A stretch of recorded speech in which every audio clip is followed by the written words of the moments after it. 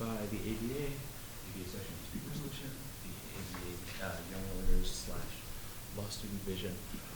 We are excited to have you here. Thank you and welcome to our school. We're going to start, as we do, with giving the judges the representation plan. So please go ahead and teams, please give the representation plans to the judges. The judges will have 10 minutes to review the representation plans. Thank you.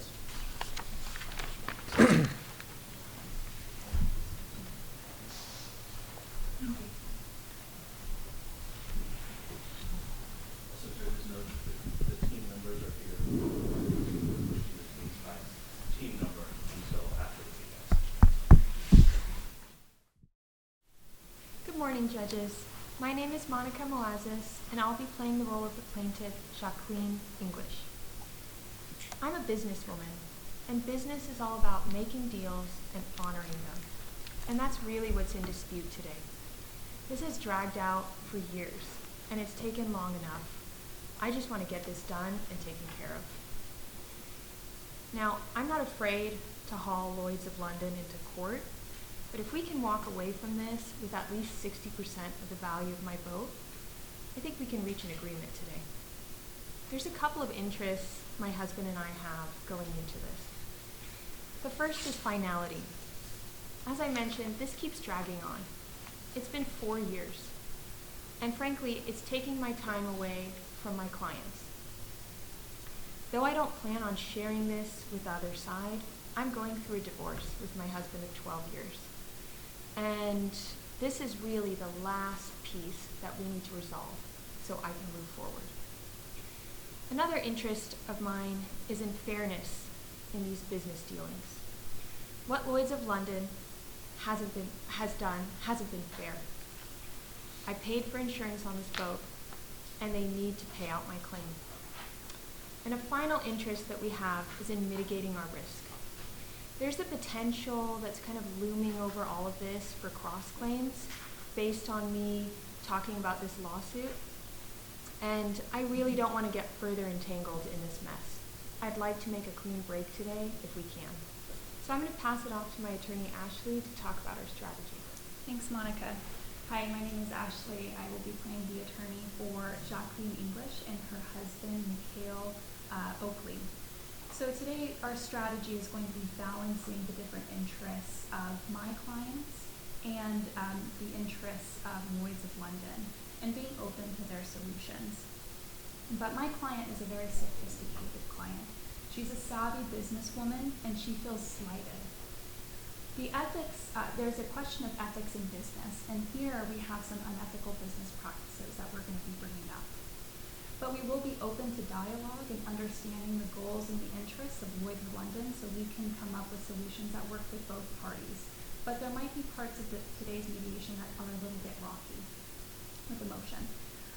So as my attorney, I'll explain, I'll kind of open up and explain why mediation is going to be beneficial for all of the parties and a little bit about our case. And then I'm going to hand it off to Jacqueline, who's going to tell us about her perspective. And then she's going to pass it back to me, and I'll wrap up and pose a couple of guiding principles that we can think about during the session today. During the mediation session, we'll both ask questions and answer questions so we can get to the point of what we're trying to get at for both sides. In Caucus, we're going to figure out with the mediator how it's going, kind of evaluate the situation and assess any roadblocks that might come up to deliver or to getting to a solution. And we're going to pose a couple of the potential solutions we have in our pocket just to assess and see if that's going to be taken well by the other side. When we get out of Caucus, we're going to present those solutions or respond to one of their solutions if they pose that prior to Caucus. Assuming I can protect the best interests of my clients today, settling is going to be the best alternative to litigation. However, if we don't get to an agreement, we do have bottom lines, which is what Jacqueline was referring to. If we can't get to an agreement today, we will proceed to litigation. There are some risks involved with that. Lloyd's is a huge company. It has a team of lawyers. And this is a fact-intensive case. Really, any fact can turn and the jury can come out either way. Rather, my clients want to settle. This is the only thing stopping them from settling their divorce before moving on to property division. So while my client is certainly not afraid to go to court, we find that there's a huge benefit in settling today. Thank you.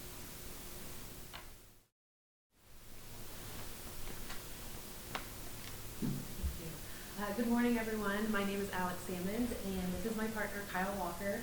We are Team 153, representing the defendant company, Lloyd's of London, in the matter of Serendipity versus Lloyd's of London. So first we will discuss our client's main interests and goals with today's mediation session, as well as our strategy and our approach to today's session. We're hoping to use today our session to resolve a dispute between the present parties, and we plan to use our available authority creatively and come to a collaborative solution. Our client's main two interests today is to reach a settlement that includes a $375,000 lump sum payment to the plaintiff. However, we've been given authority today to increase it to $415,000 contingent on future business relationship with the plaintiff, as well as coming to an agreement today. And then the second main interest is a non-disclosure, non-disparagement agreement between the plaintiff and the defendant, our client. While those are the minimum requirements that our client seeks, we are also looking to find creative solutions that can expand the pie and allow for mutual gain from all parties involved. And for example, as my partner mentioned, one of these interests is potential future business relationships. We still would value them as a customer down the line, and would be happy to ensure their future assets. And we, as a company, we are also always looking for more business, and with the plaintiffs being a highly wealthy, highly connected family in the Florida area, we would be interested in potentially leveraging some of those connections that they have in their network for future business leads for ourselves in return for other things such as beneficial insurance provisions for them. In order to achieve these interests of our clients, though, it will be crucial for us to ask open-ended questions and actively listen throughout the mediation session. This will allow us to better understand the other side and what they want, and find where our interests might be overlapping, because we likely will have much more agreement than we might think coming into this. And not only will we gather information, but they are also business people, but they're also humans, and we want to recognize that no matter how wealthy they are, this is a very valuable asset to them, and the fact that it has been lost is something that is going to be frustrating for them, and they will likely want to have their side heard and be able to tell their story today. Absolutely, and throughout the mediation, we definitely want to foster a cordial and collaborative environment, allowing both parties to feel comfortable to open up, share their story, as well as offering up potential solutions to solve the issue at hand. Having said that, we want to frame the solutions in a way that the plaintiffs feel they're almost getting the better side of the deal, the bigger slice of the pie, and feel like winners walking away from the session, because we are aware how important the feeling of winning is to the plaintiffs. While in reality, we are going to be proposing solutions, and we are open to exploring opportunities that are of no detriment to our client and allow both parties to actually walk away as winners. With this in mind, we seek to be assertive, but definitely not aggressive. We are not looking for a hostile mediation session at all. This ideally will keep our client's interests at the forefront. And it is not required for us to continue an amicable relationship with the plaintiff. However, we feel for today's session to be successful and to avoid further litigation, it's really important for us to be friendly during our conversations and really focus on the future relationship. We want to lead the conversation without dominating the negotiations, and we need both parties to feel they have a space to express those interests and concerns. We also plan to efficiently utilize the mediator through caucuses, allow him to facilitate the conversation. Perhaps if we're at a stuck impasse or the conversation's getting circular, see if maybe he heard something that we're not reading in between the lines or got lost in translation. As well as check in as client and attorney. I want to ensure that our client is happy with the progress we've been making so far, and that his interests really are being furthered, or perhaps he wants to focus on something else. We'll use that time to check in. And finally, ultimately, our goal is to reach a collaborative agreement, but we do feel that our BATNA is very strong, or our best alternative to a negotiated agreement. because we do feel that, or both courts have already agreed that there was a breach of the captain warranty provision, and that there is the factual issue of whether that greatly increased the hazard. And we feel that we will be able to, through the discovery process, to find evidence that that is the case, and also find evidence that will help our client down the road. But ultimately, we do want to serve our client's best interest today and hopefully seek a settlement that is guaranteed rather than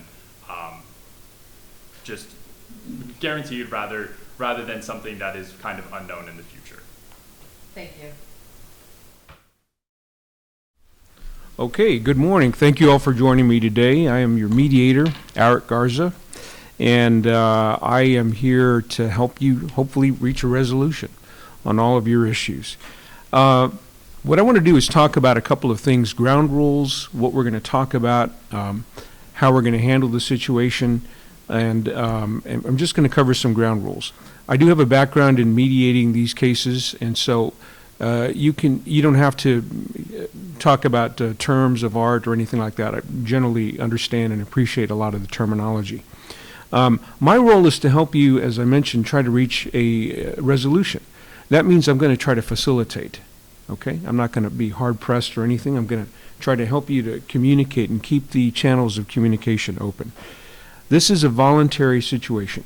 That means that this is up to you all to settle if you can, but it's voluntary. You don't have to. If you feel it's in your best interest, that's another route to take as well. A couple of specific ground rules I want to cover. I don't expect this to be a very difficult, personal attack type of thing. In fact, I'm sure it's going to be, very facilitative.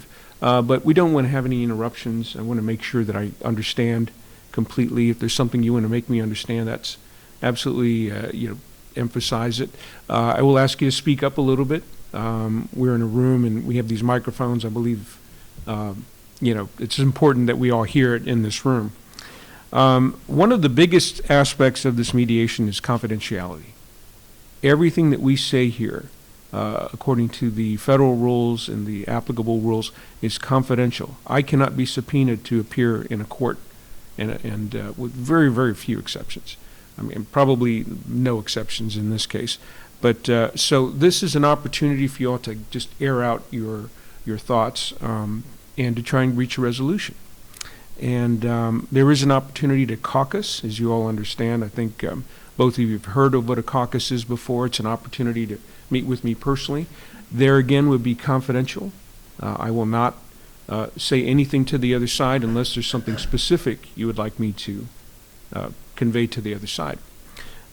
Other than that, this is, let's go ahead and get started. I had a little bit of background on the case, but I would like to give each party an opportunity to talk about, number one, the issues that brought you here, and number two, what you hope to get out of the process. So let's begin with the claimant or the plaintiff. Right. Okay. And if you don't mind just telling me your names again real quick so I can... Sure. My name is Ashley, and I am counsel. And I'll ask you already to speak up a little bit louder. Okay. Ashley, okay. Ashley? My name is Jacqueline. I'm the plaintiff. Jacqueline. Okay, thank you.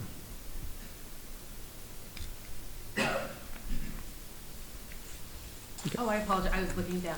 My That's okay. name is Alex, and I'm counsel for the defendant. And my name is Kyle, and I'm the managing director for Lloyd's.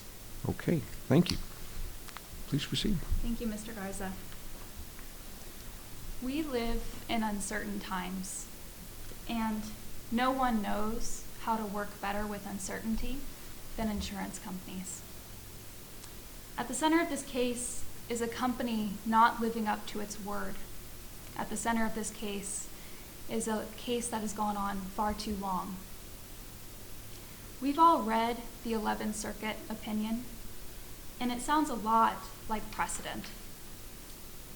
The court pointed out to several paragraphs in our statement of facts that clearly support that Jacqueline and her husband had nothing to do with the hazards that wrecked the boat that day.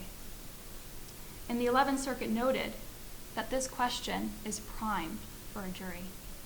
And we all know juries can be very unpredictable, but I think it's worth envisioning how this might play out in a court.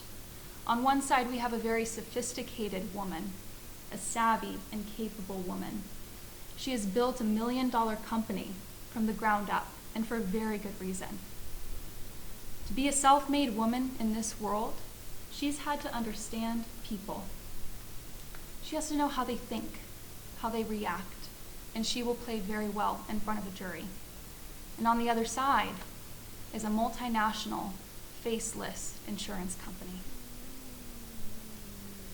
A reasonable jury in this case will be made of Floridians in the southern district of Florida, and those people know hurricanes.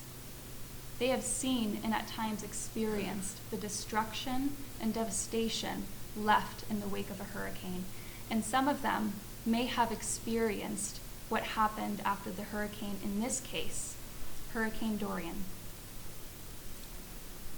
Ultimately, we're not afraid to go to trial. We feel very comfortable in our posture to litigation. And we have time. We don't want to rush things today. We want to make sure things are done properly for Jacqueline and her husband, Mikhail. There are really very real benefits to mediation, though, and Jacqueline and I are very aware of those. Both of us can move towards a solution that benefits both sides, and that is certainly the goal for us today. I am very hopeful that we can work out, at the minimum, some of the things that are on the table. And I'm going to turn it over to Jacqueline to talk a little bit about her perspective and what brought us here today. Thanks, Ashley. I have a headache.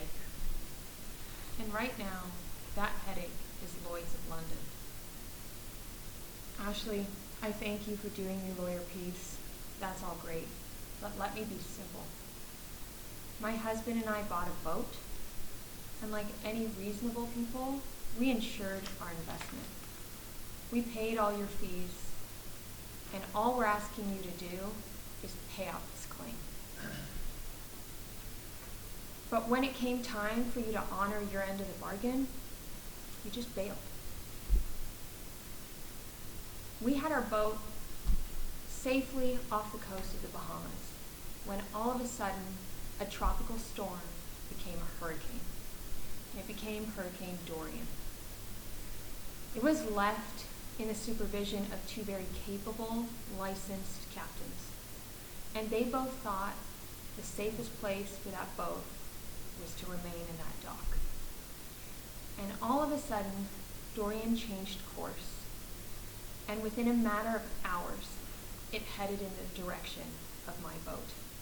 And at that point, the safest thing was to keep it there and prevent loss of life. Ultimately, my boat was destroyed. And it's been at the bottom of the ocean for 4 years now. I haven't seen a dime. So you can talk to me about weather patterns, and I can talk to you about weather patterns. But the bottom line is, climate change is changing the name of the game. These storms are erratic, they're unpredictable, and they're difficult to track. And ultimately, I'm a businesswoman, and I think as two business people yourselves, we can all appreciate the fact that a business is based on relationships and connections. It's based on trust and maintaining that trust. And right now, that trust is broken. So I honestly don't even know what we're fighting about here. Wouldn't you like to go home today and tell your bosses that this headache has been resolved? Thank you, Jacqueline. You bring up a lot of really good points, and I'm really hopeful that we can address those during the course of this session. To help guide us today, Mr. Garza, I have a couple of ideas, a couple of words that we can refer back to during the course of session today. I'm hoping that maybe we can write them on the board, if that's okay, just to keep referring to them. Absolutely. Okay. Mr. Garza, the first word Oh, is... you'd like me to do it? Oh, Okay. I can. I would Well, be happy no, to. Okay. Just if you can bear with my penmanship. Okay. This is it right here, right? All right. Yes. Please. The first word is fairness. Yes. Jacqueline is a businesswoman, first and foremost. And there's a particular way she does business, fairly and transparently, and none of those are present here today. This is about principle, it's about ethical, Mr. Garza. The second word is accountability. We're not coming today to the table with some exorbitant ask. We are simply here to demand what Jacqueline has lost, or better yet, what you owe. The last word is risk management.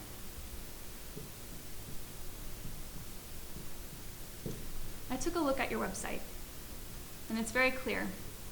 The purpose and mission of Lloyd's of London is to protect assets and move the world forward. But progress is not without risk. You say that your mission is to share that risk, but so far the only person that has taken the risk is Jacqueline and her husband. We all carry risk in moving forward to today's litigation. But first and foremost, risk management today is greater than that. It's about the proper allocation of risk, which is what you promised my client. Aside from that, thank you, Mr. Garza. Aside from that, we are very hopeful that we can listen to you and see a little bit more about your perspective, and we can make really good ground today. Thank you for your time. Yes, thank you both. That was a lot from each of you, and thank you each for sharing. Please correct me if I misstate your name. Jacqueline. Jacqueline. Okay, thank you so much, Jacqueline. Thank you for being here today. We understand it's been a tough situation for all of the parties involved. So to start off, my name again is Alex Samons, and I am the attorney representing the defendant in this matter, Lloyd's of London. And I am joined here today by Kyle Walker, the managing director for Lloyd's. I would like to reiterate this is a confidential session, and that while I am sure each of our sides would feel confident at trial, as you just said, we appreciate that. Lloyd's goal is to come to a settlement, put this all behind us.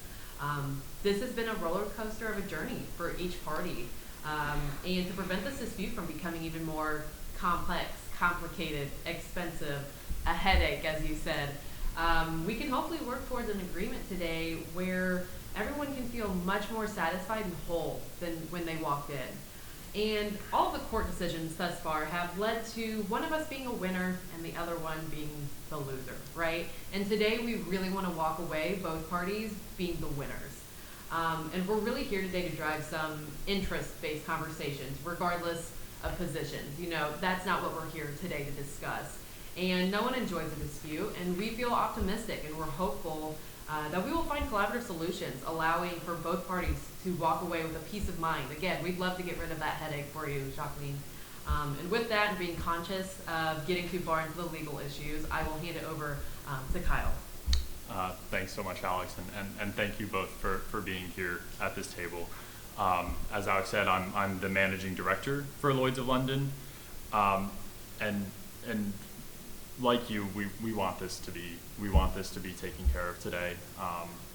We're, like you've said, we are both business people, and by needing to be going throughout this litigation process is taking away your valuable time for your business, our time for helping our other insurers or insured individuals, and ensuring that we can continue to move the world forward, like you said, as is important to the Lloyd's of London.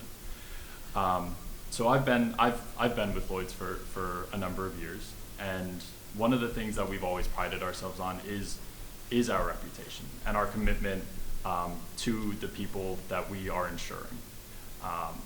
There is a reason that we have been around for so long and why we are a multinational insurance company. There's a reason that people trust us, and I am certainly disappointed and sad to hear that we have lost that trust of yours, but I do hope that throughout these conversations today and moving forward, we are able to rehabilitate that, because we do value you as a customer, as one of our insured, And we want to be able to make sure that you and no other insured individuals under our policies ever have to feel like this and go through a situation like this, because we recognize that it is difficult. We hope that nobody that has an insurance policy on us ever needs to file a claim, because you only insure something that you value and that is important to you.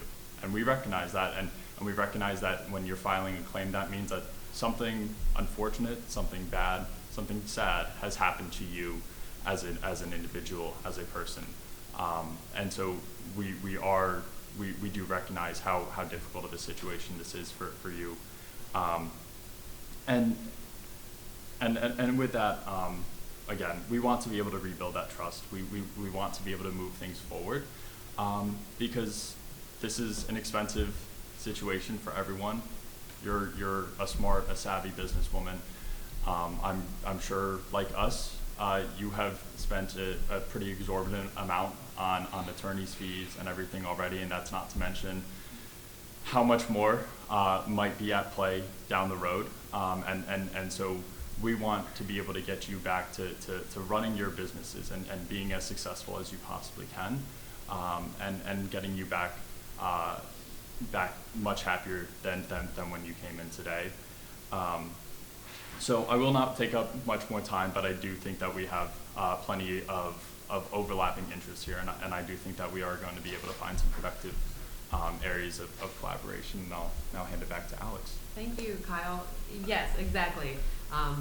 It's very unfortunate to hear that you've lost something you valued so much, and like you said, 4 years at the bottom of the ocean, you haven't been able to enjoy that asset that you insured, that you cared so much about. And from what I've heard, it seems like there are a lot of interests that overlap. And with these interests in mind, we do have an agenda we'd love to propose, and I think it encompasses a lot of the words, the themes that you proposed initially. So if it's all right with you, I'll have you, Mr. Sure. Garza, please. Absolutely.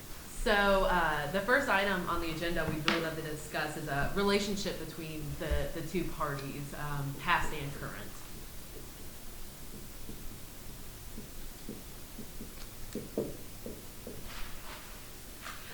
And then the second would be settlement and potential solutions.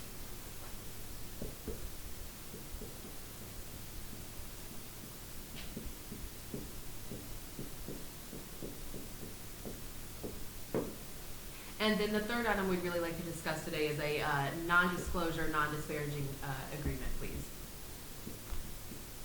And counsel, I would love your input if you'd like to add anything to the agenda items that we proposed. This looks like it looks like a really good start. I agree with you in that it really fits with our guiding principles. Mm-hmm. We really chose our words, fairness, accountability, and risk management, to hopefully enshrine both parties' interests, which I think you're alluding to. And in choosing those words, we really want to go far together. Absolutely. And I'm really glad that this agenda, and I agree, this agenda I think represents a really good starting place. But I'm hopeful that in putting this agenda to practice, part of Jacqueline's story might jump around a little bit, and I hope we can be cognizant of that, because we might be jumping between 1 and 2 a little bit, because fairness and accountability are so intertwined. And I think the relationship and solutions might sometimes blend together, but if you're okay with that. Absolutely. Okay. I think it's more to structure the conversation, right, or make sure that both parties have an right, idea of what's on the table, but absolutely, it's not strict. We're very, very flexible, okay, and obviously want the conversation to flow naturally. Perfect. Yeah. That sounds good to me. Thank you so much, Mr. Garza. Sure, absolutely. Well, let me, if you don't mind, let me just go ahead and share just a couple of quick observations, and then we can get started in some of the details. The first thing is that clearly this has been going on for a long time, 4 years, I believe, and both parties have litigated. We both know that both sides have the resources and the ability and even the mindset to do that. But I also heard both parties say that they want to resolve their issues and reach some type of a resolution going forward. And that's what we want to focus on. We know that all of the parties have the ability to litigate, but So let's talk about the resolution part of it. Let's get into the details. Does either party have a proposed resolution they'd like to share, or do you want to go into more detail about your cases before leading up to the proposals? How would you all like to do that? Let's begin with the plaintiffs. Sure. I know Jacqueline had a couple of questions that she would like to get out there, just so Okay. we can start discussions, and then Okay. we can move towards some solutions. Absolutely, gathering some more information, getting on the details, Right. and getting the whole picture is definitely crucial for both parties to walk away satisfied today, so we're definitely fine. And I'll be happy to put anything on the board you'd like me to, just if you all want to leave that there for now, so we all kind of keep it up there. If you want me to just kind of right below it, just let me know. Thank you so much. Okay, thank you. Jacqueline? Well, Kyle, I'm glad that you're here at the table today, because I just want to know, why is this taking so long? Yeah, I mean, unfortunately, it is a part of the insurance business.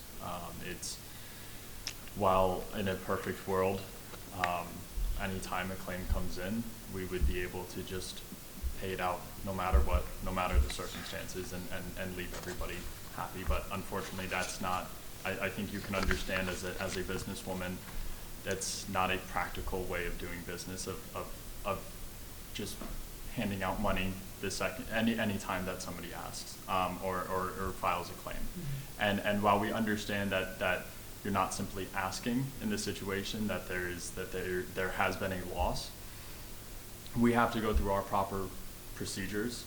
It's not that we wouldn't want to, but it's that we feel that we have our policies in place for a reason, those insurance policies in place for a reason, and that we have to be able to fall back on the terms in those, and we felt that the terms were breached, and that as a result that led to the loss, and as such that we were not responsible to pay out that claim. And again, it's a difficult part. That's one of the difficult parts about the insurance industry. And again, we're never dealing with people in their best of times. That's certainly a difficult aspect of this industry, is that the time people are coming to us is a time when they are experiencing loss. They are experiencing a challenge in their life. And so it is very difficult for us to need to deny a claim, but it is a part of what those policies, those contracts say. And it's a part of it in order for us to continue to be able to pay out those claims that we do feel are within the policy limits and within the policy bounds. Because if we weren't to abide by what our contracts say, we wouldn't have money to pay out for anybody at that point. And I know there was some mention in the opening statement of paying what you feel you are owed, and that Lloyd's has a duty, and while they do have a duty to their valued customers, they also have a duty as a company to hold firm in their policies. And while unfortunately it has been taking so long due to, again, this roller coaster journey of the court decisions and everything, it would be inappropriate and plain unacceptable for Lloyd's to sacrifice their business, their reputation, their brand, to just, as you said, not go through their due diligence, not go through their procedures and policies to ensure that they're going by the books and paying the correct claims out. Well, Alex, I'm so glad that you're bringing up business and brand, because the way I run my business is with transparency and a commitment to my clients. So, Kyle, I want to ask you, how do you run your business? I would like to think that we run our I would like to think that we run our business the same way. I think Lloyd's of London has been a leader in the insurance industry for many, many, many years. We are trusted across countless industries, countless types of insurance, because of our fairness and the fact that we do have that transparency. And the transparency is within those policies. While unfortunately there is that issue here today as to not necessarily that there was a breach of the policy, but whether or not that breach was a result in or resulted in this loss. But we go through all the proper procedures as an insurance company. That's why we are so highly regarded and so widely used across countries, and using those policies and those contracts as our form of transparency, and also ensuring that that we are giving the best policies to our customers, and that we're not shorting them by any means, because we're always going to go and do that due diligence to make sure that they are getting the proper coverage that they need, but at the same time, that means that occasionally we have to deny claims, because otherwise we are not being fair to our other hundreds, thousands, millions of customers if we are going to disregard what we feel has been a breach of our policy. That is, and even though while we would like to be able to pay out to everybody, that's not fair to all of our other customers who may have those claims that come in that we feel do not breach any of the policies that they have agreed to and contracted to. Well, Kyle, I want to go back to something you said, at the beginning. You said that Lloyd's of London has transparency in their policies. What is that transparency? Because I don't see it. Can could you rephrase the question perhaps? I guess I'm a little confused when you say transparency in policy. That's maybe what he said. Okay. Well, if I may just interject here, maybe we can narrow it down. If there's something in particular that you'd like to know about the transparency, perhaps maybe something in the contract or their action or inaction, that way we can hone down the issue a little bit. Sure. I'm just wondering what that I might be. mentioned this when I first talked. It's just, this seems like an open and shut matter. We contracted with you guys, we paid our fees to your company, something happened with our boat, and you're not paying the claim out. And I know you're kind of dancing in circles with me, you're talking about other customers and claims, and honestly, part of it, you're losing me there. But it all seems very unfair, and it doesn't feel transparent to me. It doesn't feel like what my husband and I signed up for. So you mentioned those policies. Maybe you can tell me what they are, or where you see the transparency is, because like I said, I just don't see it. So do you want to know more about the specific reasons why in the policy they denied the claim, and as it leads to transparency so that you can understand what that is? Is that what you're asking? Yeah, I mean, I'm a woman of my word. That's how I run my business. Mm-hmm. And I deal with a lot of contracts. Mm-hmm. I'm not new to contracting. So, when someone follows the contract, they get the terms at the end of the day.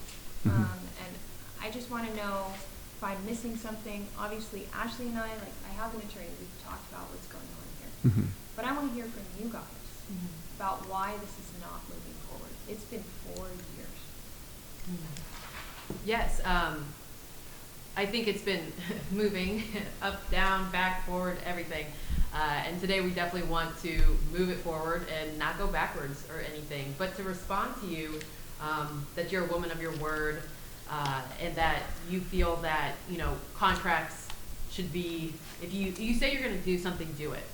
Correct? That's what I'm hearing from you. I just want to make sure I'm understanding, again, because I know you're hinting at how perhaps Lloyd's policies aren't transparent. You don't feel like what you signed up for, which was an insurance policy that had a crew warranty and a captain's warranty, correct? That's what you signed up for? And you feel that you're not getting your side of the bargain. Yeah, when something happened, you didn't take care of it. Right. And I do want to point out then the captain warranty, because I do know that's the basis of all the legal issues, correct? Or I apologize, that's not However, that was an issue in previous. There is some language that I think perhaps we can dispute about, and again, that's not what we're here today to do. We are not here to fight. However, I think it's worth noting and pointing out that we did have a captain's warranty, a policy that we wanted you to abide by, and we feel that we didn't get our end of the bargain, hence why, through their due diligence, when they uncovered that, and there still is discovery that needs to be done about this. So again, we do not need to be here today to get down to the details and try and argue. We would like to point out, though, that while you feel you are not getting your end, I believe Lloyd's can kind of be in the same position and say the same. So that's why I think today, instead of getting circular, because that conversation did, and we don't want to lose you, we want every single person here to be a part of the conversation. And if I'm droning on too long, someone tell me. I don't ever want to overshadow anyone. It's just, I feel that to prevent the conversation from getting circular, I do think that maybe there needs to be an agreement to disagree, because it sounds like you're feeling hurt and you're not getting your side of the bargain. Lloyd's feels they didn't, because they had a captain's warranty with that insurance policy and it wasn't abided by in their perspective.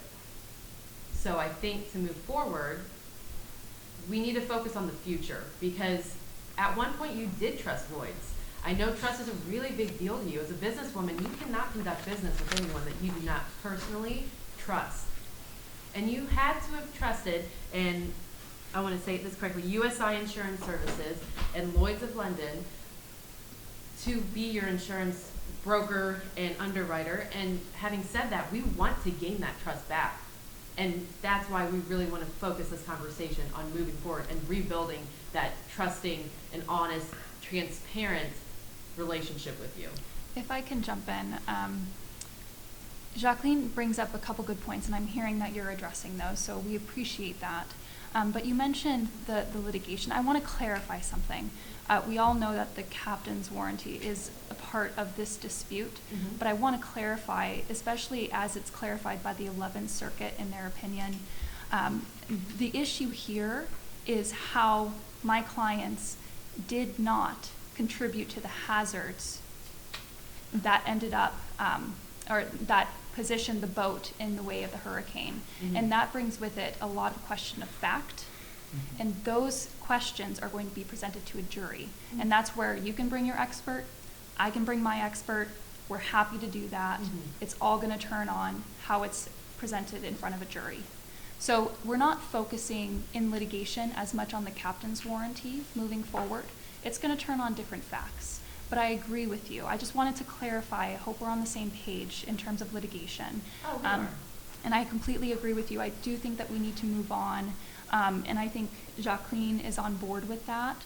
I did want to ask a clarifying question about the policy, and then I agree we should move forward. Of course. So the policy, could you clarify whether it's a at-value policy or if it's a policy, it has a policy limit in terms of monetary limits? Because you've mentioned a policy limit, and my understanding is that this policy insures the property at full value. Yes, it values the property at the full value at the time the policy was written. Okay. And so at that point in time it was $565,000. Thank you for clarifying that. That's helpful. And I do want to Would you like me to ask- write that down? Sure. Since we have an understanding of that? Yeah, that actually would be great. Thank you. Thank you so much. Sure. So, right, policy at value. And in regards to I do just want to touch on one thing and going back to our policies being transparent and why we haven't, and that's because while the breach of warranty is no longer that issue of fact for the court, that's where our perspective came in, that the issue of fact of whether or not the actions by Jacqueline and Mikhail contributed to the damage was, in our view, because they breached that captain's warranty and that there wasn't a full-time captain, that led to them contributing to the damage, and that's where we came from in terms of an insurance company denying that claim. So. Right, okay, I hear you. I did want to ask one follow-up question, and I'm hoping that Jacqueline can start asking some of her other questions that she has of you. You talk about trust. You talk about rebuilding trust.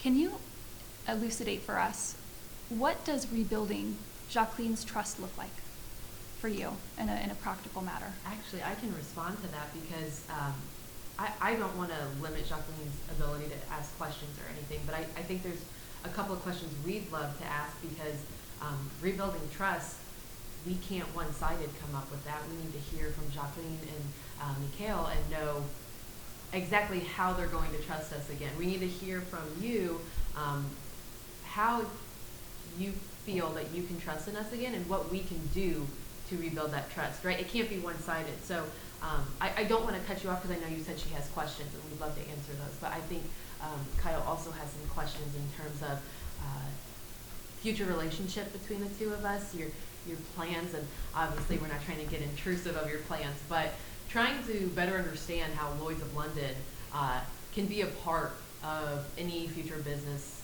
relationship with you. So I just wanted to clarify that because I think it would be unfair for us to say this is how we're going to, rebuild trust without first hearing from you and asking some questions. But again, I don't want to cut you off from asking your questions. Before I turn it over to Jacqueline, I want to clarify your interest here is to continue business relationships with Jacqueline and her husband? Yes, absolutely. Okay.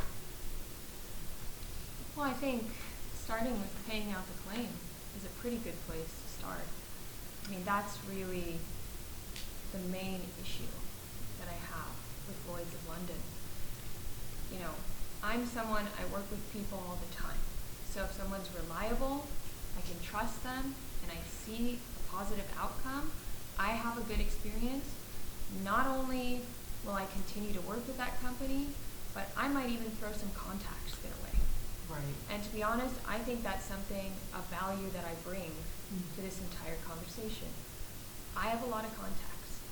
So if we can handle this correctly, that might be on the table. Absolutely, and we appreciate you acknowledging that because I think we know that as well, and we're definitely acknowledging the value of those contacts, and we understand, and we appreciate you bringing that up as well because it shows a good faith effort. We're both here today, and again, in a good faith effort, we're hoping that you can realize that we are here today. We're not wanting to continue this roller coaster journey of this expensive, complicated headache of litigation thus far, and we are here today to come to a solution, and we want to rebuild that trust, and we hope this is the first step. And so again, we'd love to. I'll turn it over to Kyle to ask the questions. Yeah, and I think I certainly appreciate that. I understand that. As any business person knows, a profitable, a good business starts with a strong network. Why else would LinkedIn be so popular nowadays? So certainly appreciate that, and I think going back quickly to one of the questions earlier as to how will Lloyd's look to rebuild that trust, and I think as Alex touched on as well, I'm here. Lloyd's is here. That is something we don't want for you to need to go through the stress, the financial loss that could come at trial, because while we feel confident that we would succeed, we want to be able to have you walk away with something today in regards to being able to come away with having that trust being rebuilt with us.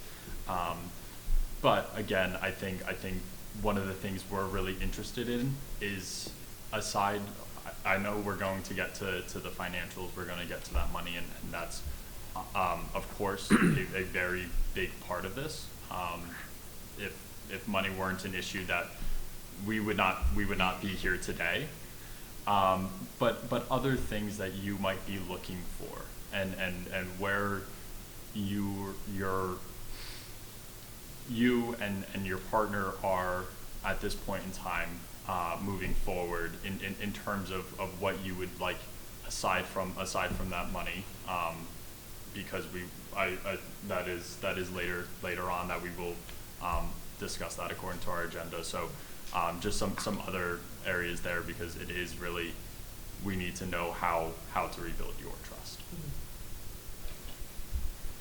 You know, Kyle, first of all, I appreciate you being here today, because one of my frustrations has been not having a person in front of me. Mm-hmm. It is hard to communicate with insurance companies, and I think we all know that here. Yeah. Sometimes there's no direct line, you're speaking to different people. It makes me that much more frustrated. Mm-hmm. You know, we all have things to do, and I do too.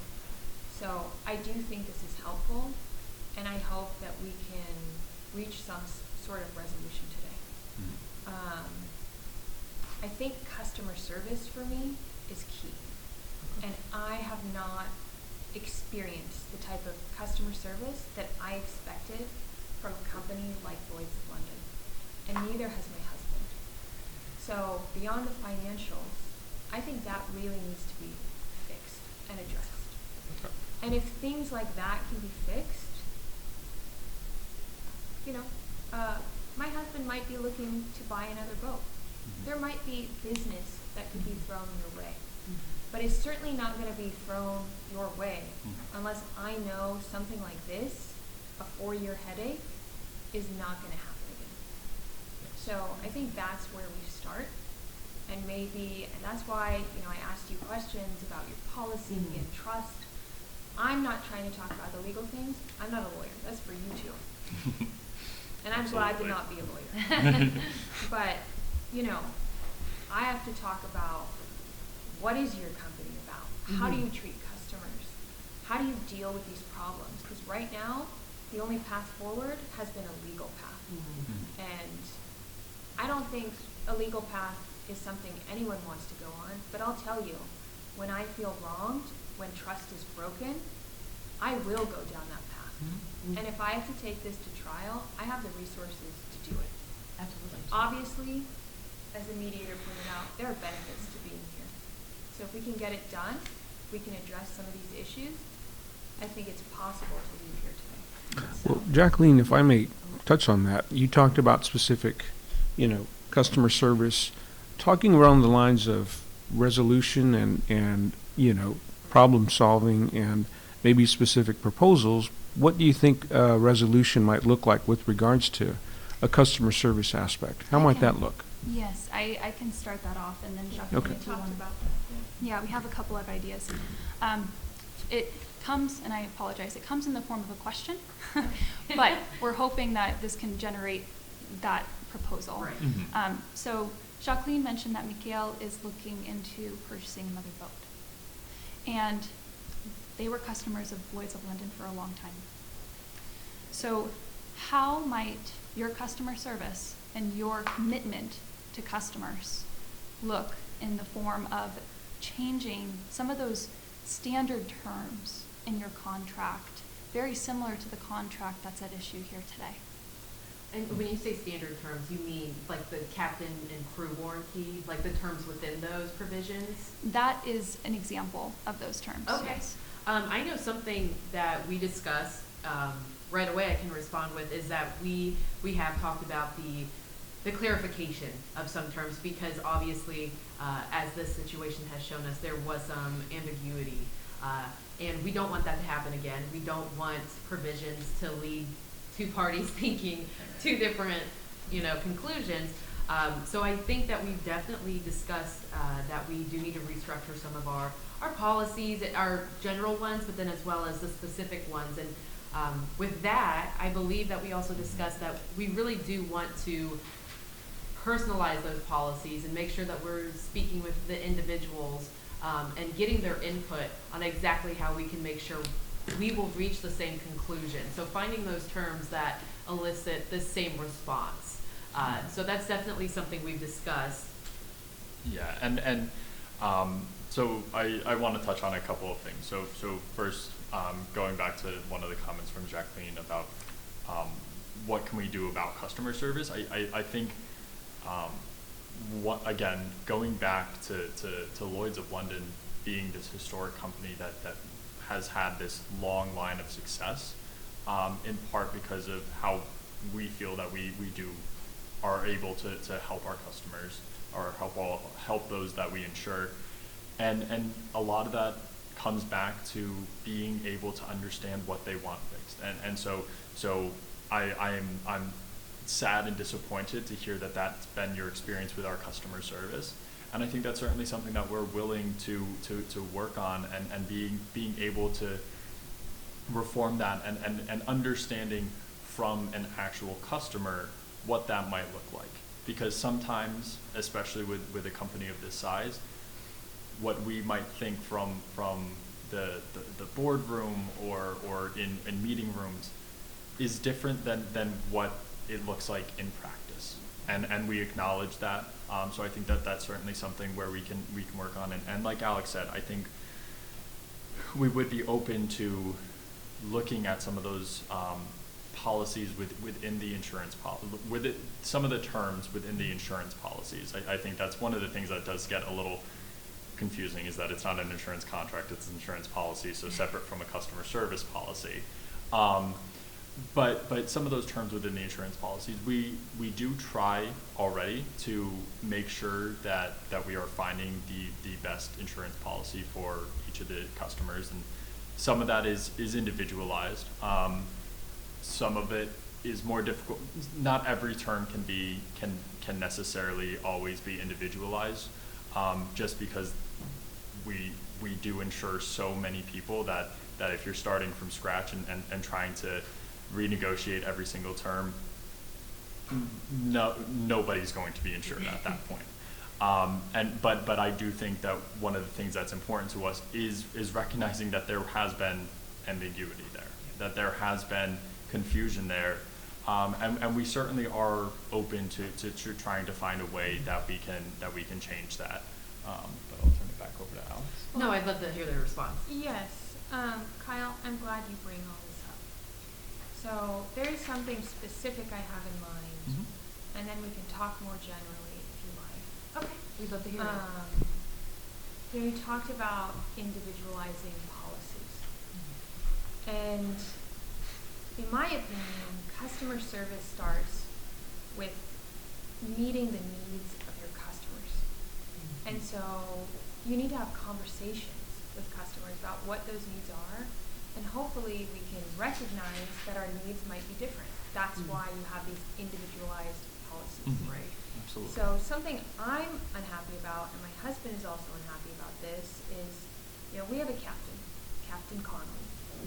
He's been a long-time captain for us. He's extremely experienced, and he has our trust. I would like, you massage this. I don't really know about the specifics of these terms, but my husband and I would like him to be the captain on our policy. And I know that there's maybe some issues with that. I'm not quite sure, but let's start there. Of course. Briefly, I'd love to caucus with the mediator and digest all of the great solutions and proposals that were just brought to the table. So if you're comfortable with it, Counsel Jacqueline, I'd love to caucus with my client and the mediator, please. Sure. Okay, great. Thank you so much.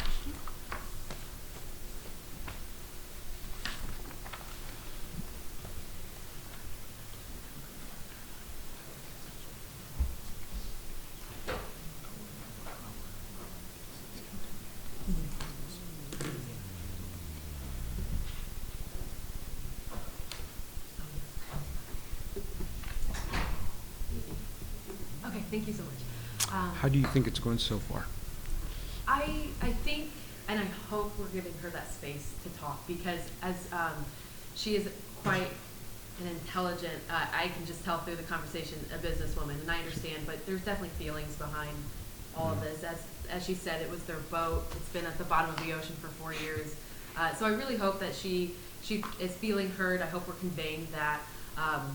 We love her proposal. Talking about the customer service, we're definitely open to talking about that. And I do know that we are wanting to move a little bit quicker along. We don't want to Mhm. pass through that. We want to acknowledge it. However, just with the amount of time we have today, we would Right. really love to start Yeah. talking about the numbers. And I know Sure. that's nobody's favorite part. I was trying to prompt that a little bit, but I didn't yes, want to we stop saw each. that. We also were okay. going to try and lead the conversation there. Yeah. How'd you like to do that? Is there any way I can help prompt that? Okay. So, a couple things. One, I do think that there has been a lot of positive progress here. I think the conversation has been able to flow much better than necessarily at the beginning, and so I am appreciative that Jacqueline is feeling heard and still has that interest in continuing business with us, because that is something that we are interested in. As for this last little bit that we touched on right before the caucus, that is something that we would be open to, having that, and fortunately having that policy, that term in place would require that they are coming back as customers, which is something we are certainly interested in rebuilding that trust. We do have a couple of I do have a couple of hesitations with it, but mostly in terms of that we would want to make sure that it's not entirely up to them necessarily to determine what that new term looks like, because we also can't necessarily as a business and we can't necessarily just permit precedent that everybody can come in and say, I trust this former captain, I trust this person to drive my boat. Sure. And having that policy changed according to them to meet their needs, because then that's just not sound business. How about an idea would be an addendum or a rider, something specific to their policy, something where you don't change your entire four-corner, That's what but we you were say thinking. specific to them, and perhaps maybe you can even talk about ideas on how your proposal to have that rider or that contract might maybe. We things came like that. prepared today with we did expect them to want Captain Connolly because as we understand through our business with them, he is a really good family friend of theirs, and we definitely respect that, wanting to include him in their business. And we did come prepared today with a couple of terms in regards to the Captain Connolly being a part of the policy.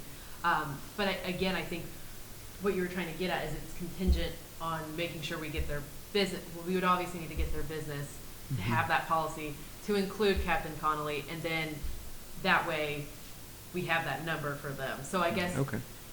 Yeah, and I think going off of that, some of this is while it is very important for us to potentially regain their business, that unfortunately is at the end of the day not Lloyd's priority. The main priority that I was tasked here with is the settlement number itself. Yeah. And so any of this would be contingent, although if they are to come on as business or retain, or if we are able to retain their business, we would be able to increase The amount. my maximum that I am allowed to provide today. Great. And so unfortunately we haven't obviously gotten to the numbers in this discussion yet with them, but that is something that I think at the appropriate time we want to be able to convey, but I don't think that that's something we necessarily want out right away. Okay. And we wanted to keep this confidential with you because obviously we do have that hard number. If we are unable to regain their trust, if we are unable to pursue a future relationship. However, we have been given the authority today to increase the number by almost $40,000 if we are able to secure a business relationship with them, but it has to happen today. Okay. We are unable to offer that larger number after today's session. So it's an all-in-one thing. Yes. Okay. Yes. And Yeah, maybe 'cause- what ways do you think you can use to incentivize them to offer them that today and incentivize them to do it today? What are some ideas you've got? I'm thinking, and Kyle, I don't want to speak for you, but I think that customer service, it's sounding like that's really important to them. And I feel that if we are able after this caucus to really kind of nail down an idea of what those terms would be and the future insurance policy, we could quickly then kind of maybe get a security idea from them of the policy. Yeah, and I think I think it will be important for us to start to turn towards some of that conversation of the hard numbers, but in incentivizing that, because certainly our numbers are not going to match. That's Right. why we are here in the first place. But I think that we would certainly be interested in having their input on customer service policies, understanding how we can work to change those, and that's while that might not be money in their pocket necessarily, that comes at a cost to us, that comes at a lot of effort and time and resources going into revising those, but we want to ensure that they feel that Ms. Jacqueline feels heard, and her husband understand that we want to make sure that they get the best attention that they possibly can, and so if having input in that themselves, whether it's we revise the policies, give them an opportunity to review them and give us, not necessarily, I wouldn't say that they would have approval or disapproval authority, but give them an opportunity to provide feedback and make sure that the changes that they are kind of envisioning are somewhat being made. So in the interest of time, because I think we're about a little bit over halfway through, maybe what you suggest would be to mirror what you've heard them say, and say, we understand that you want A, B, C, and D, maybe as specific as you can, and then say, we agree, disagree, or we'll hone that. And then we think that that's great, along with, and maybe go into your proposal. Okay. And then jumpstart the actual negotiations on the specifics. Okay. Because I think, and they may want a caucus as well. Right. But I think it's important that they hear you say that you have heard them. Right. And I think the quicker way to do it, because in the interest of, we don't have days to mediate, is to say, we heard you say A, B, C, and D, and we respect that, we agree, and maybe we can even incorporate that in the resolution. Okay. And then we can go into, in addition to that, maybe, we can go into, these are the things we want to offer. Okay. Maybe that's one way to think about it, but, I agree with you. I think the parties have gotten through the part of venting and understanding each other's positions. And now it's time to maybe get into some proposals. Absolutely. Of course, unless I'm missing something, is there something else that you think I can do to help that? No, I think you summarized it perfectly. Thank you. Your input is definitely helpful because we were feeling that we were making such good progress. We just needed some of your perspective on how to transition the conversation a little bit. In every mediation, parties need an opportunity to vent.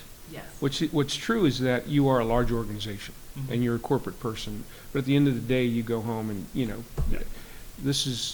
we're talking to a person, an individual. Absolutely. So it's important that she feels that she's being heard as a person. Yeah. Absolutely. But I think you all have done a great job, Okay. quite frankly. So Thank you so much. absolutely. Thank you.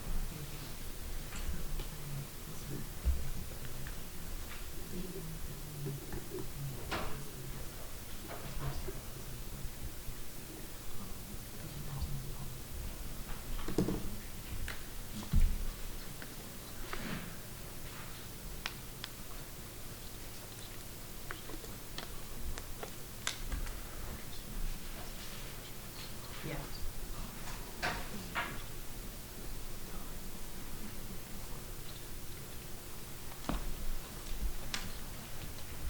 Thank you so much. We really appreciate you allowing us that time.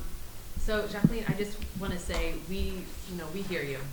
We hear that you are wanting Lloyd's of London to meet the needs of their customers, to do what they say they're going to do, to the individualized policy reform, hearing the input of the humans that they are going into business with, hearing how we can best serve you as your underwriter, as your insurance company. And we have a lot of overlapping interests, having said those, and like the theme of fairness and accountability, I feel like have really been resonating through our conversations.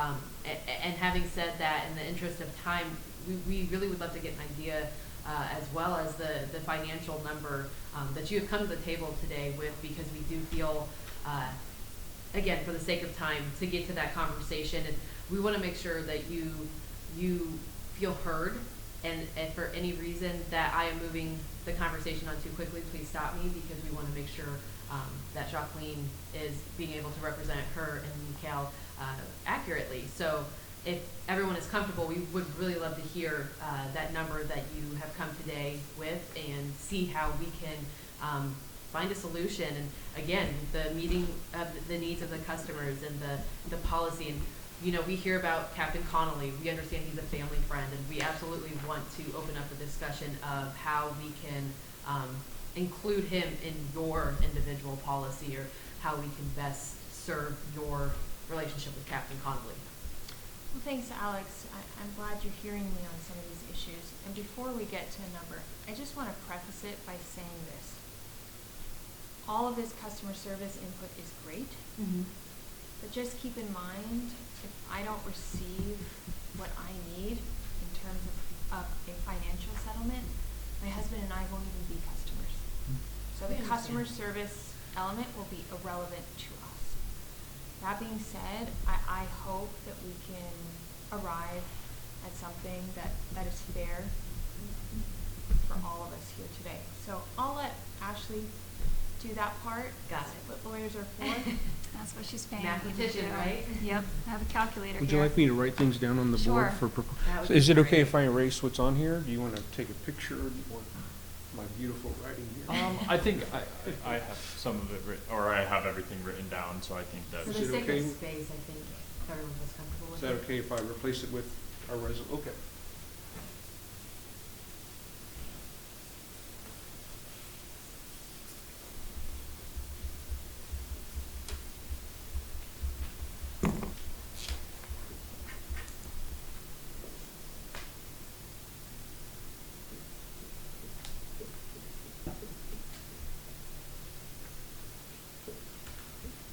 So we talked a bit earlier about this case is really, it turns on what you owe my client, Jacqueline and Mikhail.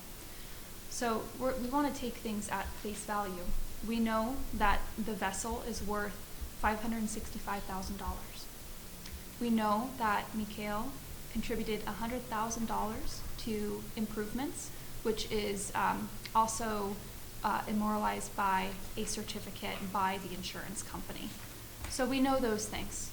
So you want me to write those down? Yes, please. Okay, so it was the value of the boat was 565. 565, and he added value of The improvements is 100,000.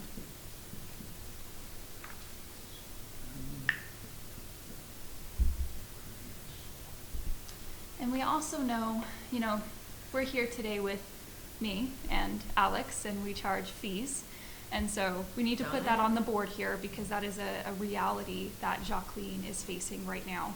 Currently, and what I can predict as well, is $95,000 of attorney's fees. She's expensive. Does that include attorney's fees and costs, or just attorney's fees only? Attorney's fees and costs. Thank you for clarifying. And I can total that for you, just so we have a nice number. That totals to $760,000. And I want to be very clear. These are costs that we all know and can appreciate. This is the bare minimum, okay? And we're coming here reasonably asking for what you owe. Okay, so that's exactly where we want to start and exactly where we want to end. So let's just begin by putting that there. That's the first offer. Is there anything else you would like in addition to that, something that's non-monetary? You talked about other provisions, or do you want to just leave it at that? Well, we need to know that Lloyd's of London is going to be accountable for paying out the claim. And then we can talk about the new contract and those terms, and then continuing this business relationship. But first and foremost, we need to know that you're going to take accountability for that claim. Yeah. So first, you want to hear a response to the number and then maybe incorporate other things? Jacqueline, do you have anything to add? No, that's a great point. If we're able to arrive at what I think is a fair settlement today, there might be other benefits to continuing this relationship for you. So I think we'd like to hear your response first, and then I do have some things in mind that we might be able to talk about today that I think are worth a lot to your business. So I do appreciate that original offer, and I think at some point I will need to speak with my attorney about it. Some of it, we understand at Lloyd's where that number is coming from, but I have not been given the liberty to really discuss any payment for improvements or for attorneys' fees and costs. That is something that we are also, like you said, attorneys are expensive. We are paying ours exactly the same, and so that's unfortunately not something that I have been given liberty to discuss. And again, same with the improvements. While there may be that certificate from I believe it's USI, that does not relate to our policy that we have underwritten, and so for us, that is not something that I have been given the liberty to really discuss. But ultimately, we do recognize that from our point of view as the insurance company, this is one claim, it's for one policy. We are willing to work on those numbers, and at the end of the day, once it's in the pockets of our customers, in the pockets of once it has been paid out, while it may have been for costs incurred for one thing, it is ultimately up to you, Ms. Jacqueline, to put that money towards what you see fit, and I understand that likely some of that will go towards your attorney, because they can be expensive, and especially with how long this process has already dragged out. But that's just not something that I'm really at liberty to. So to summarize, we do not have the authority today for the 100,000 improvement amount, as well as the 95,000 attorney's fees. Also, we are not given the authority to entertain the 565,000 amount either. Quite frankly, the vessel is valued at that, but we're not going to pay 100% of the dollar. So with that being said, my client and I would like to take a break, digest the amount of numbers so that we can reasonably and appropriately respond with a counter offer that we hope, Ms. Jacqueline, that you feel is fair. So if everyone is comfortable with it, we would like to take a quick break. We would like to be efficient with the time. Okay. Very quick, because we're trying to figure out if we can also caucus with the mediator in that time. Oh, okay, yes. Okay, Yeah. we can. Oh, I see what you're saying. Yes, please, take your caucus. I mean, yeah, I think we were thinking 1 to 2 minutes, but feel free to. Take longer, yes. I mean, we understand that it certainly is very helpful, so feel free to take. I believe caucus is permitted while one party takes a break. Mhm. And so you're welcome to do that, or you don't have to caucus on Yeah, this we'll one. take a few minutes with you, Mr. Garza. Okay, sounds good. Thank you. Yeah, of course. Excuse us.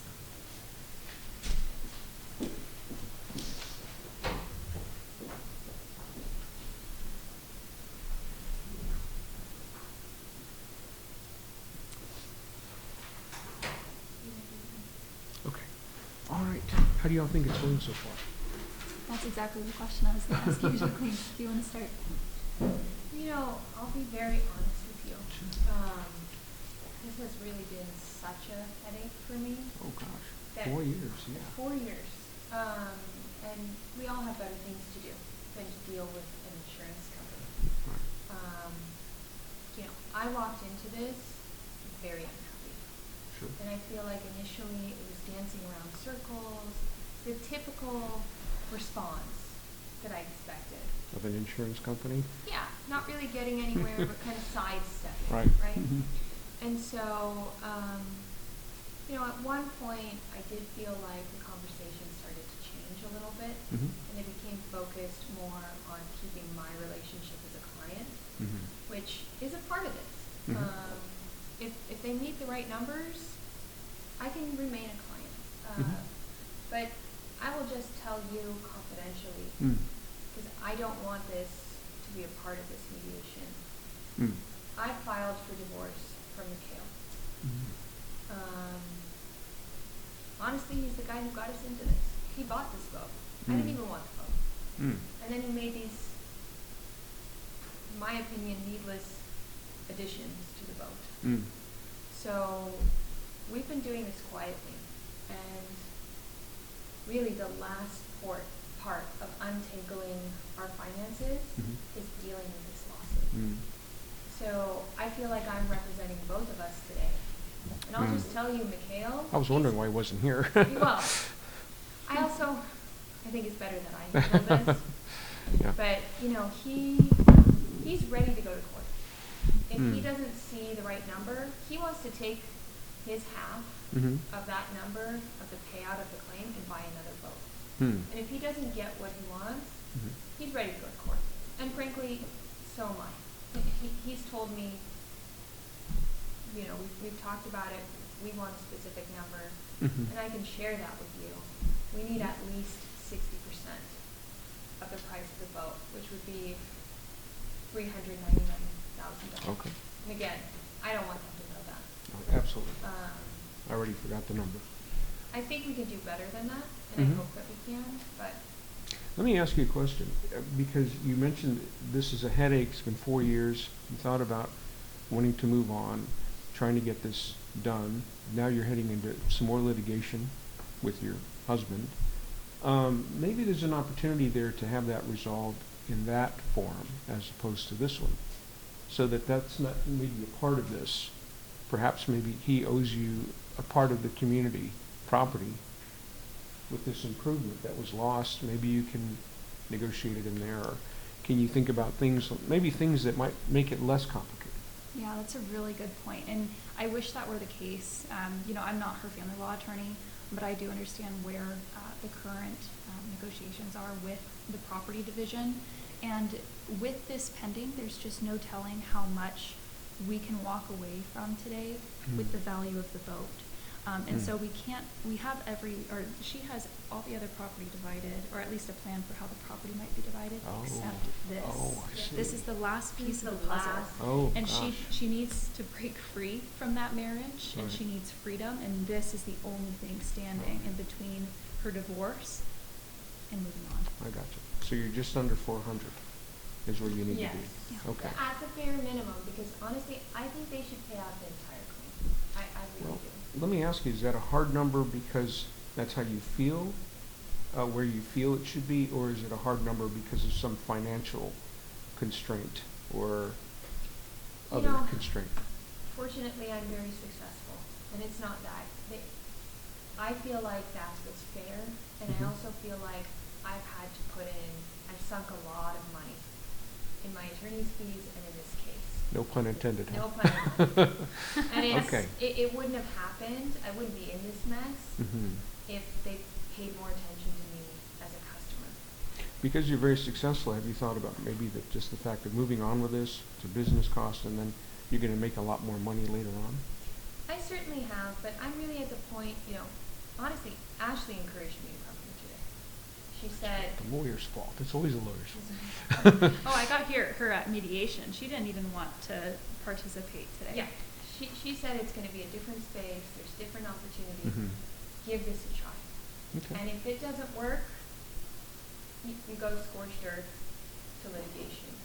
And frankly, at this point, this is my last try with them Mhm. before we move to that point. And it would be lovely if everything got done today, Mhm. but if I don't reach that number, it's not worth it. And if I can add, Jacqueline is aware that we need to bring some creative solutions to the table so we Yeah. can make some movement here. Mhm. Jacqueline had a great idea, and I want you to know about it, Mhm. just because we're keeping it in our back pocket and we've alluded Sure. to it. Mhm. But we do think it's going to make a lot of headway if we can't move them. We certainly need to start with including the improvements and the full value of the boat. Attorney's fees, we recognize in setting like mediation, that's probably not on the table anyway. We're glad we tried, Mhm. but to get it moving, Jacqueline has a really great idea. Yeah, what's that? Yeah, you know, in what I do, as I mentioned, I have a lot of contacts. And I've thrown a party or two. And I think I could work with Lloyd's of London to co-sponsor a benefit dinner, a benefit for hurricane relief here, following the Hurricane Dorian. We can turn this negative experience around into a positive experience. Maybe we even bring in the Red Cross. And at my parties, my contacts are there. So I think there's millions of dollars in potential value to Lloyd's of London if they continue this relationship with me. And just to follow up, there's already been a couple of news briefs about this case. There's a published 11th Circuit Court opinion about this case. I know they're worried about optics. They've talked about their reputation, and I'm hard pressed to believe that, they think that they're going to walk away from this completely clean. Just being involved with not ensuring a boat destroyed by a hurricane that so many Floridians know Yeah. the impact of. It's a good point. And so by partnering with Hurricane Relief Fund and maybe the Red Cross, we think that they can rehabilitate their image, get some more business, and we can also push them on this number so we can walk away with everybody being happy. Great ideas. How can I help do that? How can I facilitate that? Well, my immediate thought, and Jacqueline, please jump in, if they're going to come back with a very low number, I think we need to talk about this idea and try to see if we can move the needle with them. I don't know if you have any thoughts working with them in the last couple of minutes to see what might be the most effective way of doing that. I love your question, but I don't think I can answer that. I don't want to do anything that reveals any confidentiality. Okay. That's the hallmark, as I mentioned, one of the cornerstones. I can only reiterate what I've heard. I think you've heard as well. They're interested in resolving it today. And so what I would suggest is that you, in the interest of trying to get it resolved today, is that you come with your number and maybe you just explain it. They get their number first, of course. Ask for them to kind of, okay, let's get the show on the road, and then weigh that amongst yourselves, and then decide when it's time to play that card that you want to play. I think, I like the idea, is all I can tell you. I like the idea. I think it's a great one. And after all, I think any business is interested in continuing business. I think you heard them say they want to continue business with you, right? Yes. So, you kind of add that into the mix, and I think they might be receptive to any idea like that. Sounds good. But, they are a business, so we'll see. All right. I guess we'll get them back in here. Is there anything else I can do to help, though? Anything you'd like me to do or say? If you can help us get to closer to the number I want, I think that would help me, and it would ultimately help them. Sure. Okay, well, I'll do the best I can. Are you all ready to get back in regular? Okay. Yes.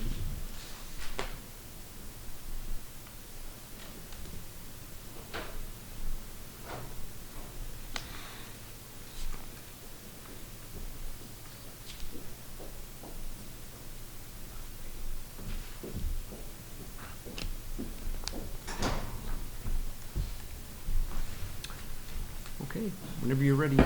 Awesome. Thank you, Mr. Garza. Sure. Thank you, Alex. Thank you, Kyle.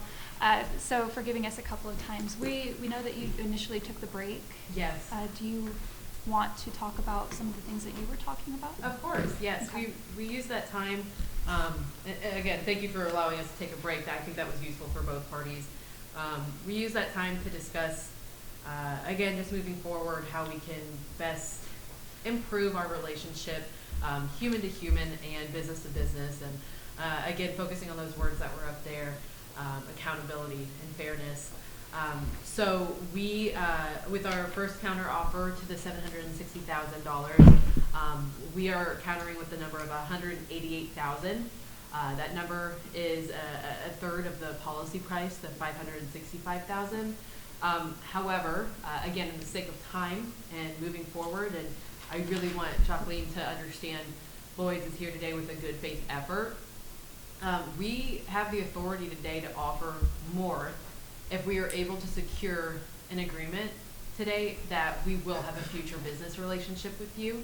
And I know kind of our conversations have a lot of things that are contingent on one another. It seems a little circular. I know that you said you would not be willing to maintain a relationship based on the financial numbers, and kind of the same, we would be able to offer you more if we were able to secure an agreement to be your future insurance policy holder through USI, of course. I'm just a little confused. Wasn't my policy for the full amount of the boat? At full value, and that's what we agreed on earlier. That's what the policy said. That for any damage to property, it would be at the full value of that property. So why are we coming in at a third of the price? May I clarify? I think there's, you're talking about the agreement was the contract provision had a replacement full value. Correct. Right? And what you're saying is that with regards to value, you're saying you're willing to settle for this amount and why? Did you say and what? And why? Oh, and why? Okay. Because there was that breach. We feel that there wasn't the respect of the captain warranty that was in the policy.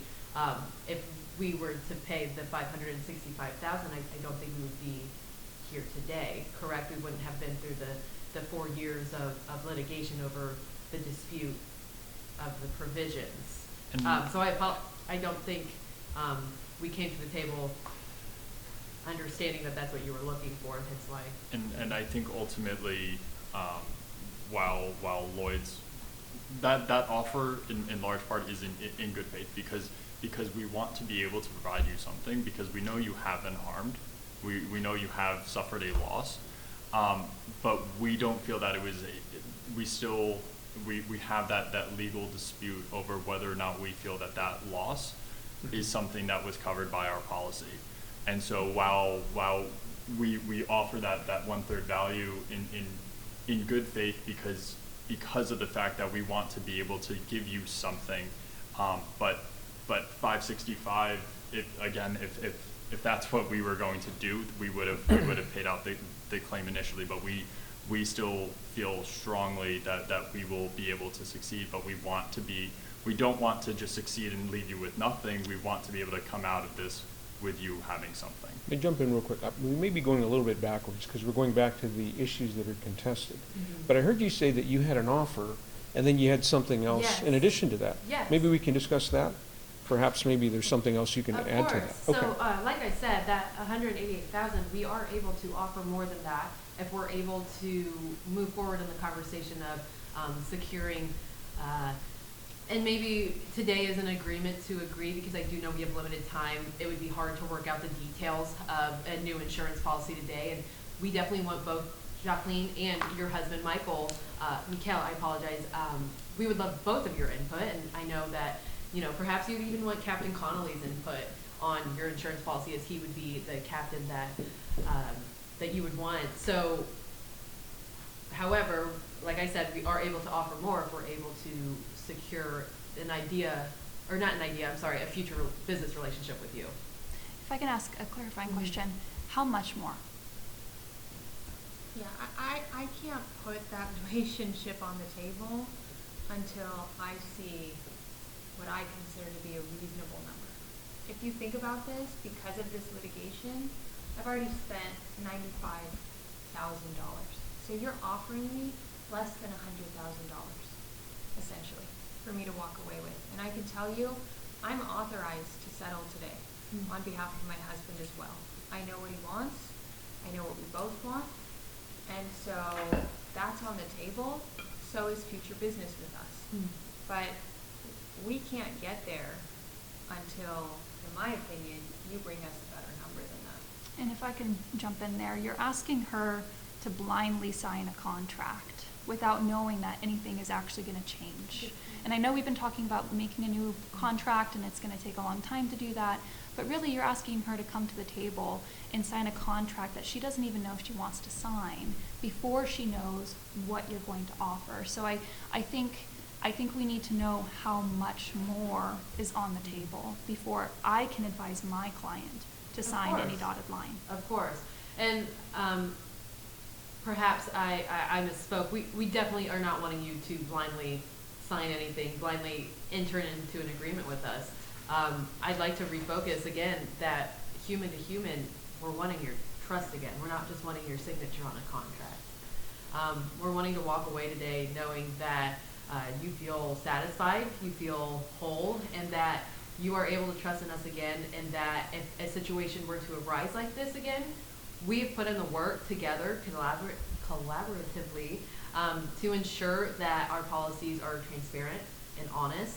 So, having said that, I believe we can offer a number higher. It would be closer to $225,000. However, it does seem like we're really stuck on the number, and I understand financials are really important to you. As you just said, 95,000 of it would be going to your attorney. However, it seems like if there is such a big gap, perhaps proposing a bracket would be successful for today. Again, with the time limited, it just seems there is a large gap, and we don't want either party walking away today.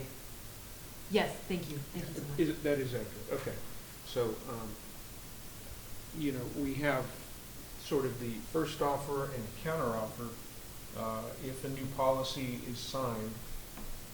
Or I'm sorry, not if the new insurance policy is signed, but I guess the agreement that there will be, because I know, as you said, you don't want to blindly sign anything, but you want to have the input on the policy, correct? Yeah, we have to talk about Captain Conrad. Right.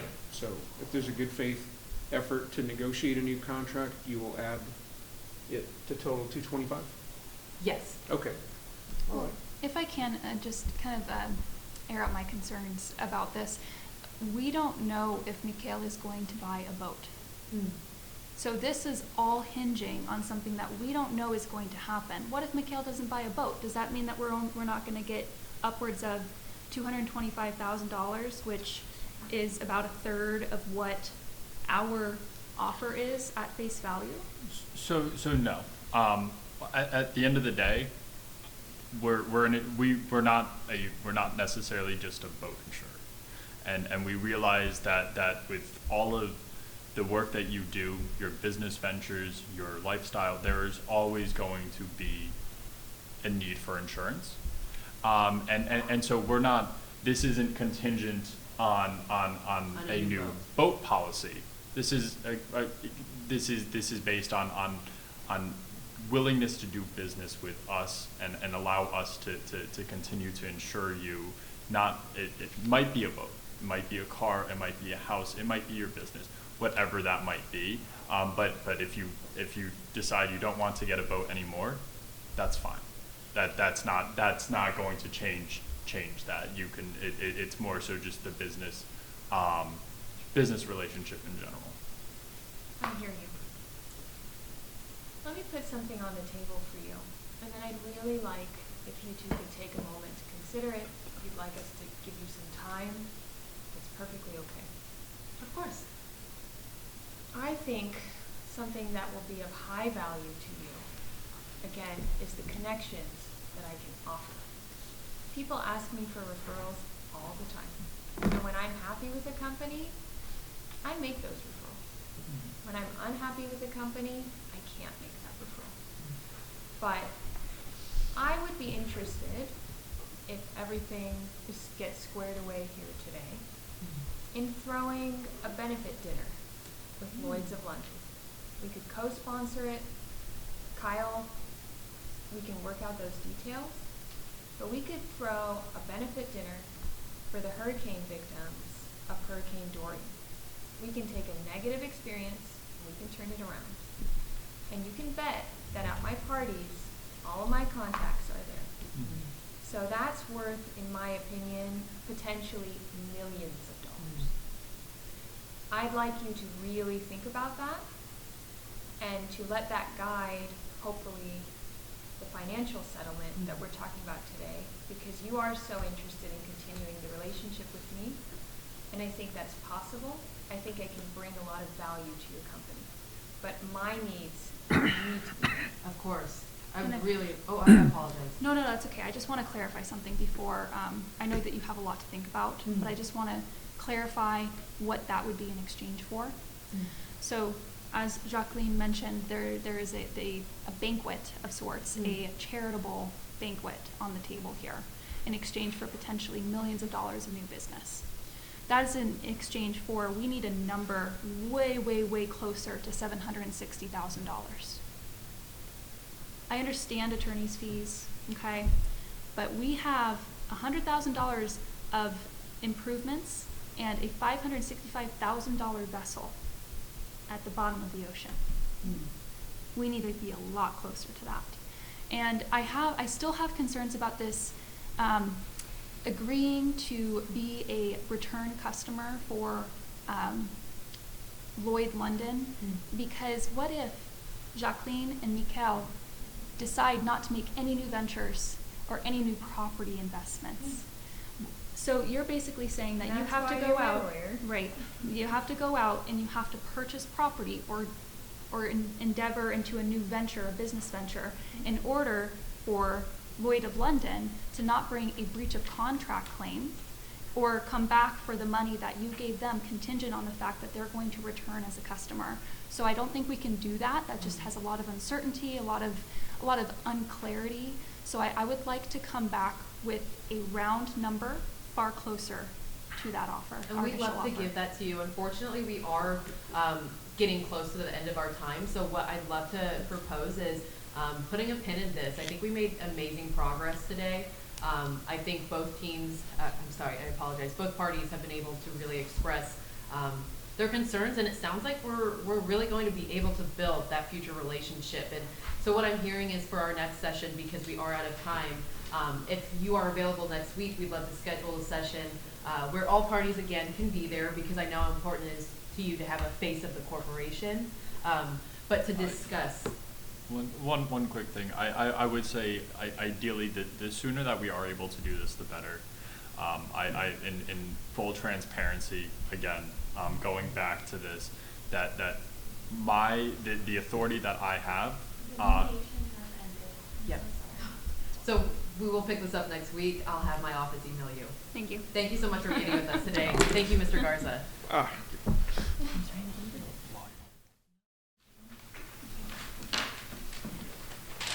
Thank you, everyone. Thank you, judges. That was really fun. We're really happy to be here today. I want to start off by commending Jacqueline, aka Monica. She really embodied that persona that we set out to portray today. It was a strategic choice to really get her in character, and I think it came off really well because she knew her limits. She knew what she stood for, and she didn't back down. She was an excellent advocate for herself, and it was really great to see that. If I could do this again, something I would do a little bit differently. I'm sure the real attorneys in the room know sometimes it's scary to let clients drive, but I would know soon. But I think I wonder if it was the right call at certain times. There were points when I thought I should really jump in here because she's doing a lot of the driving. But I think at the end of the day, I needed to let her tell her story, and there was an accountability piece on the table, and I think she needed that from this mediation. But there were times when I looked back and I think, I could have probably jumped in there and been her shield a little bit more. I think you did a good job, Ashley. I think I'm the type of client who you should let talk because I wanted answers. I didn't just want a number. I wanted to hear from them, and I wanted them to hear from me. So I think that was critically important, and I think you balanced that well. I also think you did a really good job of standing our ground. I felt that throughout this mediation, and I also felt you protecting my interests, particularly with the contract. When they were talking about my future business, you caught that. You said, wait, you did the attorney thing. I'm like, hang on. I need to protect her from whatever's coming her way. And I also liked what you said about this case creating new legal precedent. I thought that was very smart. It's sort of this silent, I don't want to say threat, but something that's coming their way that they should be wary of. If I could do this differently, of course my character wouldn't think she did anything wrong today. But I continually found myself wanting to figure out what their interests look like. And instead, I felt like they were eating out of the palm of my hand. And they were asking me everything and, kind of willing, except for the number, to give me whatever else I wanted. So that was a little bit unexpected for me. And the other thing that was a little bit unexpected was the offer. It was so lowball, $188,000, that I'm shocked. But I think we made good progress here. I think that honestly they'll come back to us with a higher offer, particularly after what I said about the benefit dinner. Well, and they were able to identify their interest pretty early on in their opening, but like you said, it was a little hard to pinpoint what that looked like. But and I think you bring up a really good point, and you brought up a really good solution to the table to really get the needle moving, because it's true, they had a very low number, which didn't seem to align with what they were saying about customer service and rebuilding trust, and we want you as a business partner. And I think, Jacqueline had a great idea that I think will spur further conversation and try to get a little bit closer to the number that we need. We needed to walk away from this at 60% value of the boat value with the improvements, which was $399,000. We're nowhere near there. I mean, we didn't get there today, but I think that's okay, because with room for disagreement, there's room to move and room to maybe come a little bit closer. And I think the solution that you brought forth hit on a couple of their interests. It was their reputation. It was this image that they have. And I think we also developed that a little bit with the mediator. That was a really, I think, a very productive caucus. And, Jacqueline had a space to talk with the mediator and kind of convey some of the underlying issues. And I think you brought up really interesting points that could develop where we were in this mediation. I think what was also helpful from your end is when you put up the offers side by side, we're looking at the numbers and we're seeing the disparity. So it's, one side has to go up and one side has to go down. But you literally left room for that middle ground on the board, and I thought that was very helpful and very smart. Yeah, if we had a couple more minutes, hopefully we would have come a little closer. But it was great, and we're really glad to be here, so thank you. Are there any questions? Or we're done with time? Thank you very much.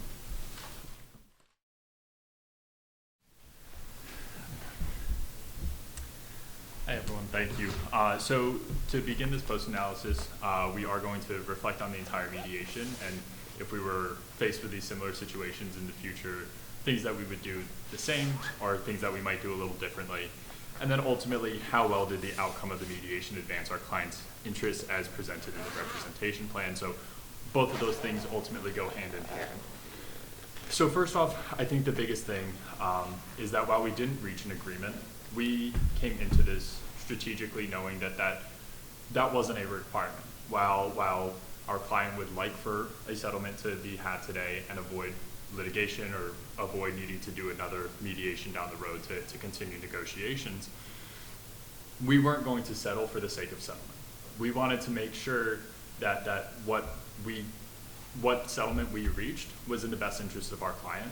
And we didn't feel that was met today. And unfortunately, I think that is a part of the time constraints that we are faced with, because I think that there was clearly positive communication that was going, and that there was definitely that room for us to find that agreement. Unfortunately, 90 minutes was just insufficient for that. Yes, obviously, and I do apologize at the end. I didn't mean to cut anyone off. I was trying to fix make sure everyone knew the time, and that is an unfortunate part about it, but we felt that we were really able to foster a really collaborative environment, give the client the possibility to be heard, because again, at the end of the day, she's a human. She lost a valuable asset. Her and her husband are feeling wronged, and we, she feels that we are responsible of that. And we, of course, wanted to make sure that we conveyed that we were here at the table today because we care about her as a human, but also her business. And while we were definitely interested in maintaining a business relationship, again, it was really important to have that non-disclosure and disparagement agreement. Unfortunately, again, because of time constraints, we weren't able to get to that today. However, we are confident if we were to pick this up tomorrow, it felt like we left off on a really good term between the parties. We wouldn't need to go through that first initial 30 to 45 minutes of fact gathering. And that is something that we want to touch on really briefly. Just if we were to do this again, we would have gotten a little bit quicker. We feel that if we had to change one thing, we would definitely try to get to the numbers a little bit quicker, which is hard because, again, as we said, we really wanted to give her the opportunity to have a platform to be heard. So we didn't want to just rush past that and get to numbers. However, it does seem that perhaps we should have been a little bit more direct with the settlement and the solution so that we could have made a little bit more progress today. But again, we just feel that if we were to pick up right where we just left off, we would successfully find a solution that benefited both parties. And going off of that, I think that ties into our use of the mediator. I think having numbers and things up on the board to show movement, show progress, show what the agenda is, being able to relay back to that. But then using the mediator to caucus, we felt that was the appropriate time because things did start to get a bit circular about whether it's the legal issues or this business relationship that is only going to be contingent on the numbers. So we felt that rather than feeling that, or having the other party feel that they were not being heard, moving to a caucus and finding a way to move past those topics was the best time for us to go and do that. And then finally going back to the numbers issue in terms of the fact that we were just very far apart with very little time at the end. Ultimately, when we were in break, one of the things that we discussed was revealing kind of that we would be able to provide that higher payment should the business relationship succeed. And the reason we were also interested in doing that and then increasing it for the counter was because of the fact that as we said in the pre-analysis, it's very important for their client to win no matter what. That is something that was in our facts, and so we wanted to.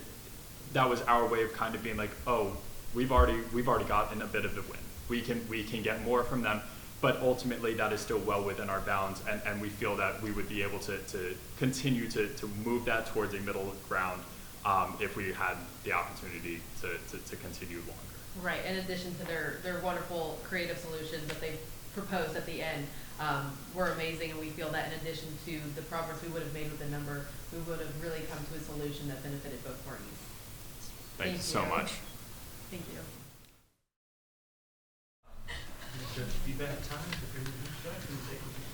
Okay, we're gonna go girl, girl, boy, boy, okay?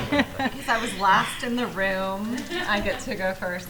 My name is Alicia Lackey. I'm a practicing attorney here in the area. Most of my cases are north in the rural areas between Austin and San Antonio.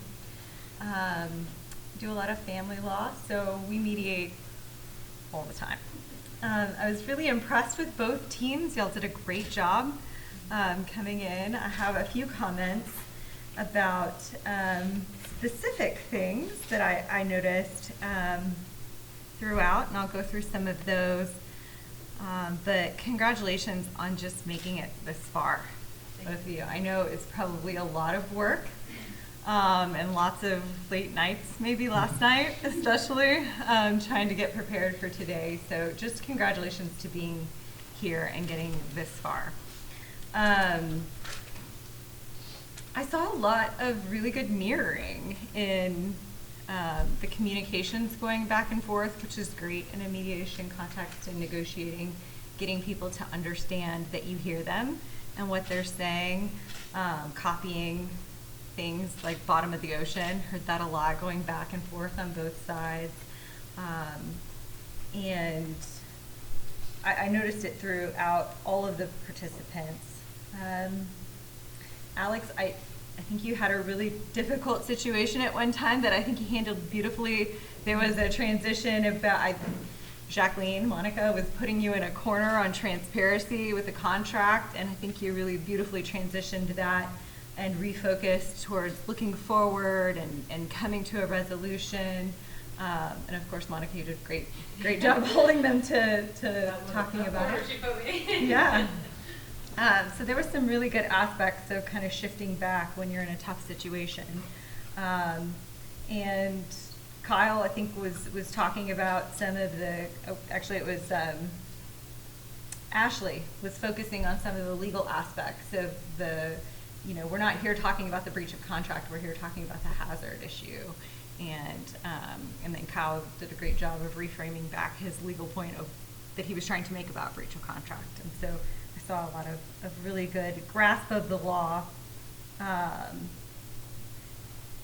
There were some times that I thought maybe there was a good opportunity to reuse someone's theme, right? So a really good tool is taking someone's theme that they've created and using it back in response. I think one of the themes that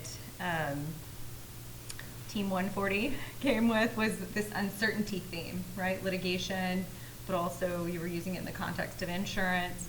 And it could have been a really good opportunity to use in your counter when they wanted to know why that 188, why so low. It could have been a really good turn to use that uncertainty theme back to them and explain the risks of litigation there. I can probably come back with some others, but I'll pass it along to you. Okay, thank you. Brent?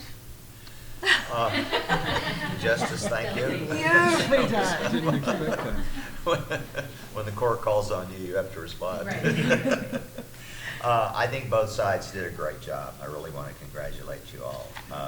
In my mind, it was very hard to score differences because I think you all did a great job. I thought that that Jacqueline stayed in character very well, there's always that issue of having your client, talking at mediation, right? I know this is part of the role play, but one of the big issues for attorneys is how do you control the client, who can sometimes become, let's say, involved with the emotional aspects of the claim. And I think you all tried to counter that well in saying, I hear you, because the client wants to have their say, right? And that's one of the reasons they're there. But usually very often the attorney, does a lot of the talking so that the client might not aggravate the other side. So I think that what was really good both sides did is that you presented your issues, your personal issues, and the other side was listening and tried to respond, and again did it in a non-confrontational way. I think asking for specifics was good.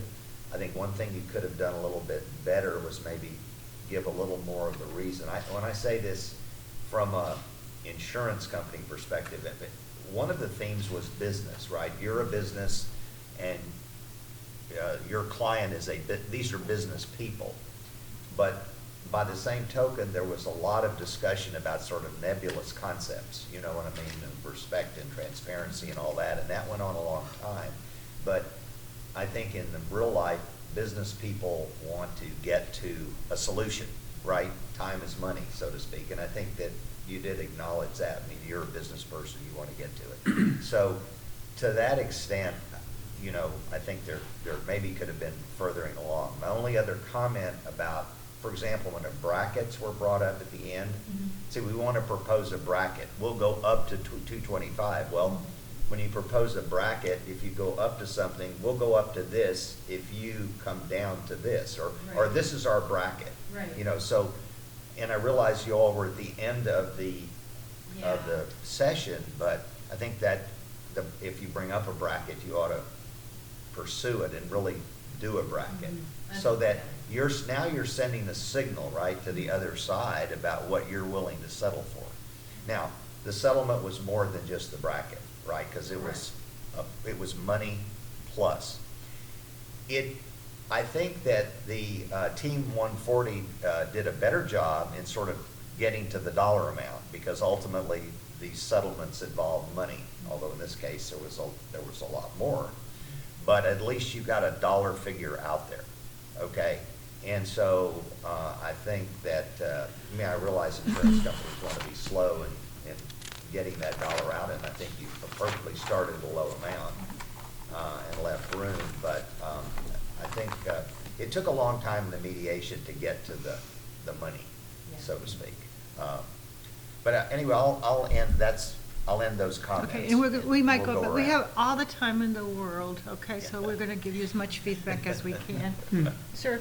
Oh, well, thank you very much, Judge. I'm not a judge in this situation, but I can offer my observations. My name's Eric Garza, that's my real name. And I'm a member of the DR section for the ABA, and I'm one of the chairs of the arbitration committee. So I am been an arbitrator for about 10 years, and I see phenomenal lawyers from across the country. And the first thing I want to do is congratulate the coaches. Where are the coaches? Raise your hands, the coaches. Well prepared, excellent, well prepared. Obviously, you all have gone through a lot of exercises and have prepared your teams very well. Mentioning that I had seen lawyering from across the country, from good young lawyers, you all are right there. You all are right there. I mean, you all are just an excellent caliber. Just, if this wasn't a competition, I could have seen this as a real negotiating exercise among real lawyers on real cases. I want to echo what my colleague here says. Because this is a business proposition, one of the things you want to look at in this situation is running numbers. Because here's one simple notion to look at when you're in a mediation is each side believes in their case and has spent a lot of money. But there's very, very few times where you can say, I can guarantee. In fact, it's unethical, really, to guarantee an outcome for a client. So we use numbers. 60% chance on claim 1, 40% on claim 2. You assess the claims, and then you run the numbers that way. What's the chance of me getting my X dollar amount? What's the chance of me getting this other dollar amount? So when you run it that way, then there's a way to both construct your counteroffers and also a way to criticize or critique those offers. So one simple way to say, what was the offer? It was $795, somewhere. Well, I mean, a simple question would be, well, how sure are you going to get that? Because attorney's fees, costs, the value, all of that, that's your home run, isn't it? Isn't that your home run? Right. So then what are you 100% guaranteed to hit a home run? Chances are very little. So a very easy counter technique is to say, well, maybe there's a 60% chance. That's not a bad deal. 60% of 760 is less than 760. So, that's one way to do it in real life negotiations, and then, of course, the same way. But I find it fascinating to hear, as my colleague said here, talking about things that are probably within your fact pattern, wanting to be heard and wanting to make sure you maintain a certain position. In the real world, I think you all know and appreciate this, is that business people want to get to a resolution, and they have to because the lawyers are standing in the way. The lawyers are going to cost a lot of money, and that's going to add to it. So after today, everyone's, BATNA is just going to get worse and worse. So I would have liked to have seen more talk on, and I've tried to facilitate that a little bit, is to see a little more talk on numbers going back and forth. But other than that, excellent, very excellent. Thank you, Judge.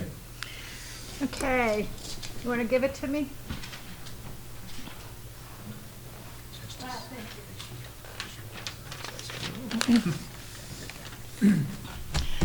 My name is Patricia Alvarez, and I am a justice in the Fourth Court of Appeal here in San Antonio, and I litigated cases and mediated cases for 26 years, and I no longer do that, okay? I've been a judge for 10 years, and I want to take this opportunity to thank St. Mary's, thank Dean, where's Dean? Belido de Luna, the BOA, and Professor Batra, thank you very much. And of course, you know, the coaches of these two teams, and you. This has been really an effort from the ABA, from the American Board of Trial Advocates, Brent Miller, who was past president of the Inns of Court, our Inns of Court here, to bring quality judges and quality mediators to this, this wonderful event. So with that, thank you very much. Thank you very much. Thank you very much. I got a lot of comments, and I am going to take my time on this, and I'm going to make you very nervous because you probably want to know who won, but we're not going to give you that benefit right now. Because I think that it's really important that you learn from this, especially when you go out and practice. I believe that none of us, at least us three, I don't know about you, Maria Alicia, but we didn't have these opportunities when we were in law school, and I think they're very important. We started with a plan of action. I didn't know who you represented. I didn't know who you were.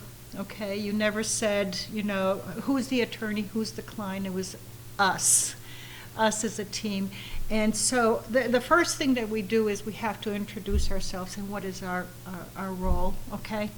And I'm going a little bit, starting like this. You never looked at the mediator. You got to look at everyone, you guys. You got to look at every single eye, because you don't know what the people, who are the people there, and who has the money. Okay, so make sure that you look at everyone. Look at the mediator. Make sure that you tell people the role. Okay. With that said, that's the only kind of thing that kind of startled me a little bit. Then we go to the plaintiff's presentation. At first I thought, oh my gosh, she's so negative. It's starting wrong because I usually like to kind of maybe, butter things up a little bit at the beginning and not shock the other side. But you guys did a fabulous job in cutting down that negativism. Hey, we understand. And that kind of calmed her down, okay? And I thought that was fabulous. And then towards the, maybe the second, the third part, I understood where you were coming from. At the beginning, it shocked me. I even put my notes, too negative for me. But I liked it at the end. So whatever your plan of action was, it worked with me. If I would have had the money, I would have given you more, okay? That's what happened. Let's see, look at the judges, guiding principle, the roadmap. Both of you had great roadmaps. You, in the planning section, you were telling us where you were going. Always do that. I tell the attorneys who work in my chambers, give me a roadmap when you're giving me a draft of an opinion. Why do I need a roadmap? Well, I need a roadmap because litigants need a roadmap. They need to know what they have to do. Same with you guys. The other side needs to know where you're going. You keep your aces in your pocket like you guys did, okay? And the mediator needs to know also, okay? When you have the roadmap, things are clear. So that was part of it. Okay, I already did that. Jury who saw the hurricane. That was very, very, to me, I would have given you $10,000 more for that, okay, if I would have been on the other side. Because I think that you're saying, hey, we'll go to the jury, and this jury, it doesn't matter, what the contract disputes are. In contract, I mean the insurance contract disputes. But, these jurors are going to understand where we are, especially with this Hurricane Dorian, whatever it was. So that was very good, Ashley. Let's see. The headache. How you turned that headache around. And both of you did the same beautifully. Let's resolve it, okay? And sometimes when you get something that negative, you want to back, okay? And you guys didn't. So I thought, don't you think that was masterful? Okay.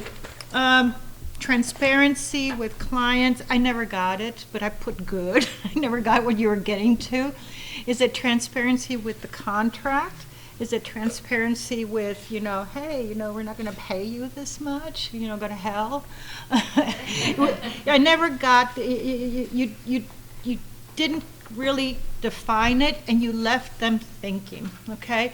So when you're talking about transparency, or when you're talking about some attacks on the other side, you want to be very clear what you're talking about, okay? Let's see. Today we want to move forward. You pushed it. We want to move forward. But then you brought back the captain warranty. That wasn't important until you did your counteroffer. Yeah. That's when it became important, but not when you're talking about exchanging information. Because what you're doing is you're putting, more wood into the fire, you're making I saw her reaction. Okay, so, hey, Monica, you did a great job by saying, hey, I appreciate you being here today, that you're communicating these answers. Show frustration with customer service, but let me give you an alternative. That was good. Ashley, captain's warranty. Hey, clarify this. Come on, you guys. She did not contribute to the hazards.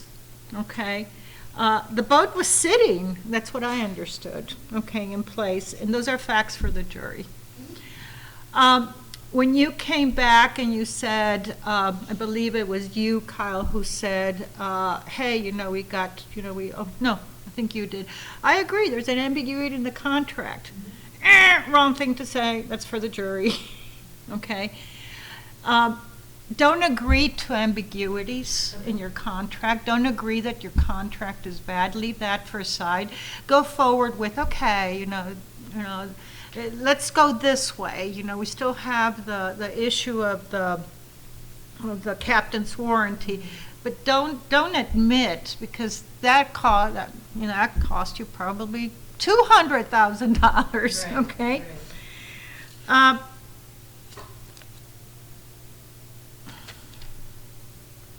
Lloyd's here. I'm here. No need to go through financial loss. Feel comfortable. We will succeed. I like that. Okay. You're making her feel comfortable. Did you feel comfortable, Monica? Starting off, not at all. Oh, she was not. Dancing around the issues.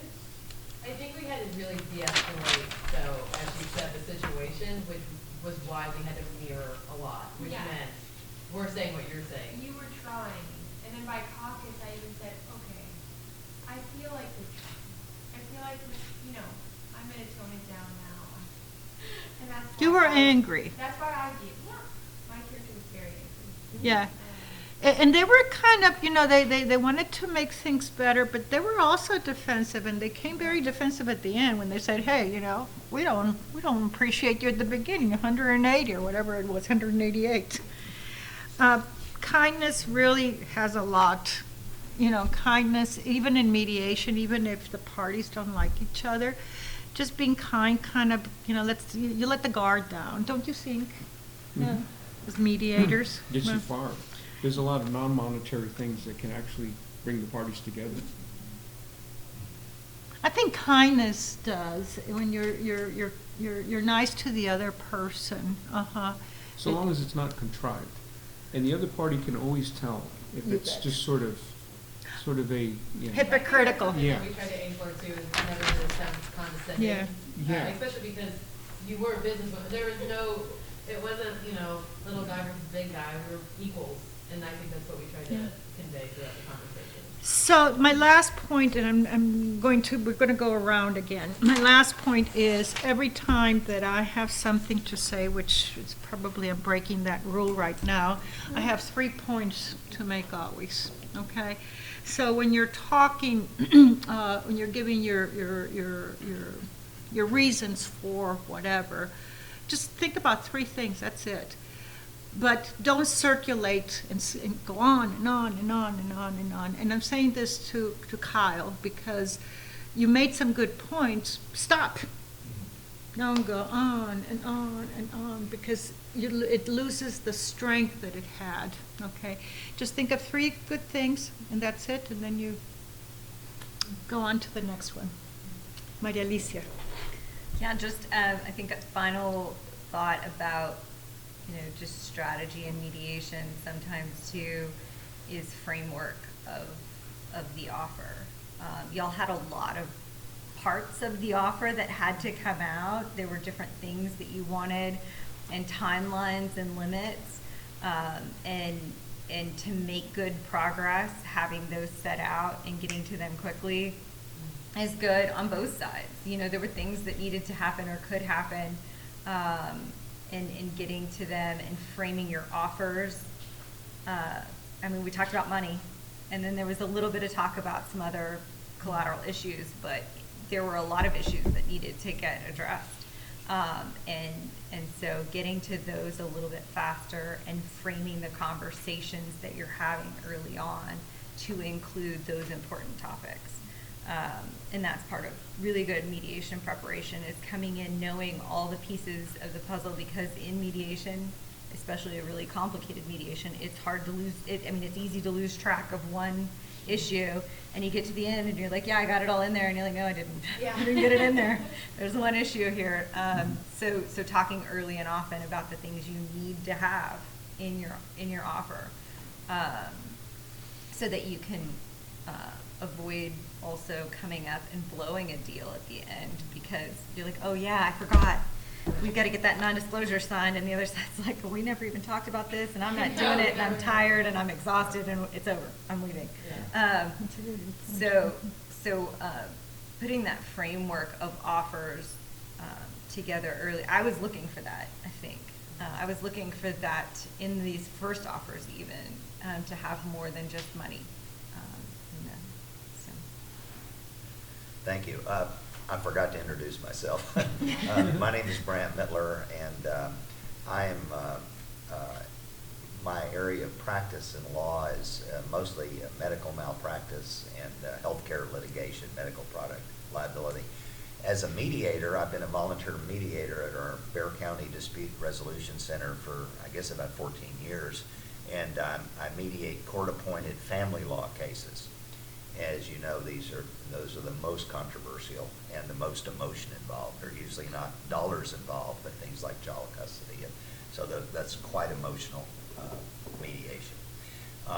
In the healthcare litigation, I usually represent plaintiffs in suing doctors and hospitals, people who've suffered terrible losses, death, or disabilities. And in that case, again, these are emotional kinds of mediations and exchanges in which, our clients get very upset when they hear, we're sorry for your loss, and then move on to say, we offer nothing. So the communication is, and how you communicate, as you rightly say, is very important. I'm also a physician. I've been a physician here for over 40 years as a cardiologist. But He is. He's amazing. But no, I say that only because of, again, you all both, I think, did a good job of dealing with the emotions. Now, I will say just one further kind of criticism, and I'm not picking on you, Kyle, but when you were asked for transparency, and you said, well, we talk about our policies or procedures that we go through. Don't be afraid to use your experts, right? Because you had experts, and what will happen in real mediations is the the one side will counter, well, all our experts have these credentials and they're going to whatever. And as Justice Alvarez pointed out, the other side says, yeah, but the jury will be emotional, you know, and they'll say, well, the experts will neutralize themselves, so the jury will rely on their knowledge of Florida hurricanes, you know. So there'll be that kind of exchange, but try to summon a little bit more evidence. I think the other thing is the mediator, Eric did a great job at sort of asking what the mediator has to do is, you know, ask the what if questions. What if, and how is that going to look? And so I think I think both sides needed to work a little bit more on specifics. You know, there was a lot of sort of general concepts being traded back and forth, like transparency. Well, what is that transparency going to look like, right? And sort of getting to the specifics, which I think will move every mediation along, because what you want to do is resolve it, right? It's at whether, you know, you want to resolve it today. And that's what the mediator always tells the litigants or the participants, right? That if you resolve this today, you're going to save yourself attorney's fees, aggravation, and the uncertainty of what a judge or jury might do. Thank you. Thank you, Justice. I have nothing further. I don't either. Thank you. Do you have any questions of us? I think the feedback was amazing, very constructive. I don't think I have any questions. I feel bad you said that I didn't introduce myself, so I do apologize that loss was in. You did not. You introduced yourself. I have names. Okay, you did introduce yourself, but I didn't know who you were. I didn't know if you were the client or the attorney, and I went back. Actually, I didn't even know if you were Kyle or Alex, okay? So I went back and forth, and I said, well, who's who here, okay? And that's it. But no, that's just a little thing. So, you know, Brent forgot to introduce himself right now. You know? So that, you did not get points off because of that. I just thought I'd mention that. No, of course. I just wanted to understand more of how I could improve on that, so thank you. Well, it takes experience. Anything else? Okay, well, it was a pleasure and an honor for us. Thank you. Yes, very much. Give our judges a hand.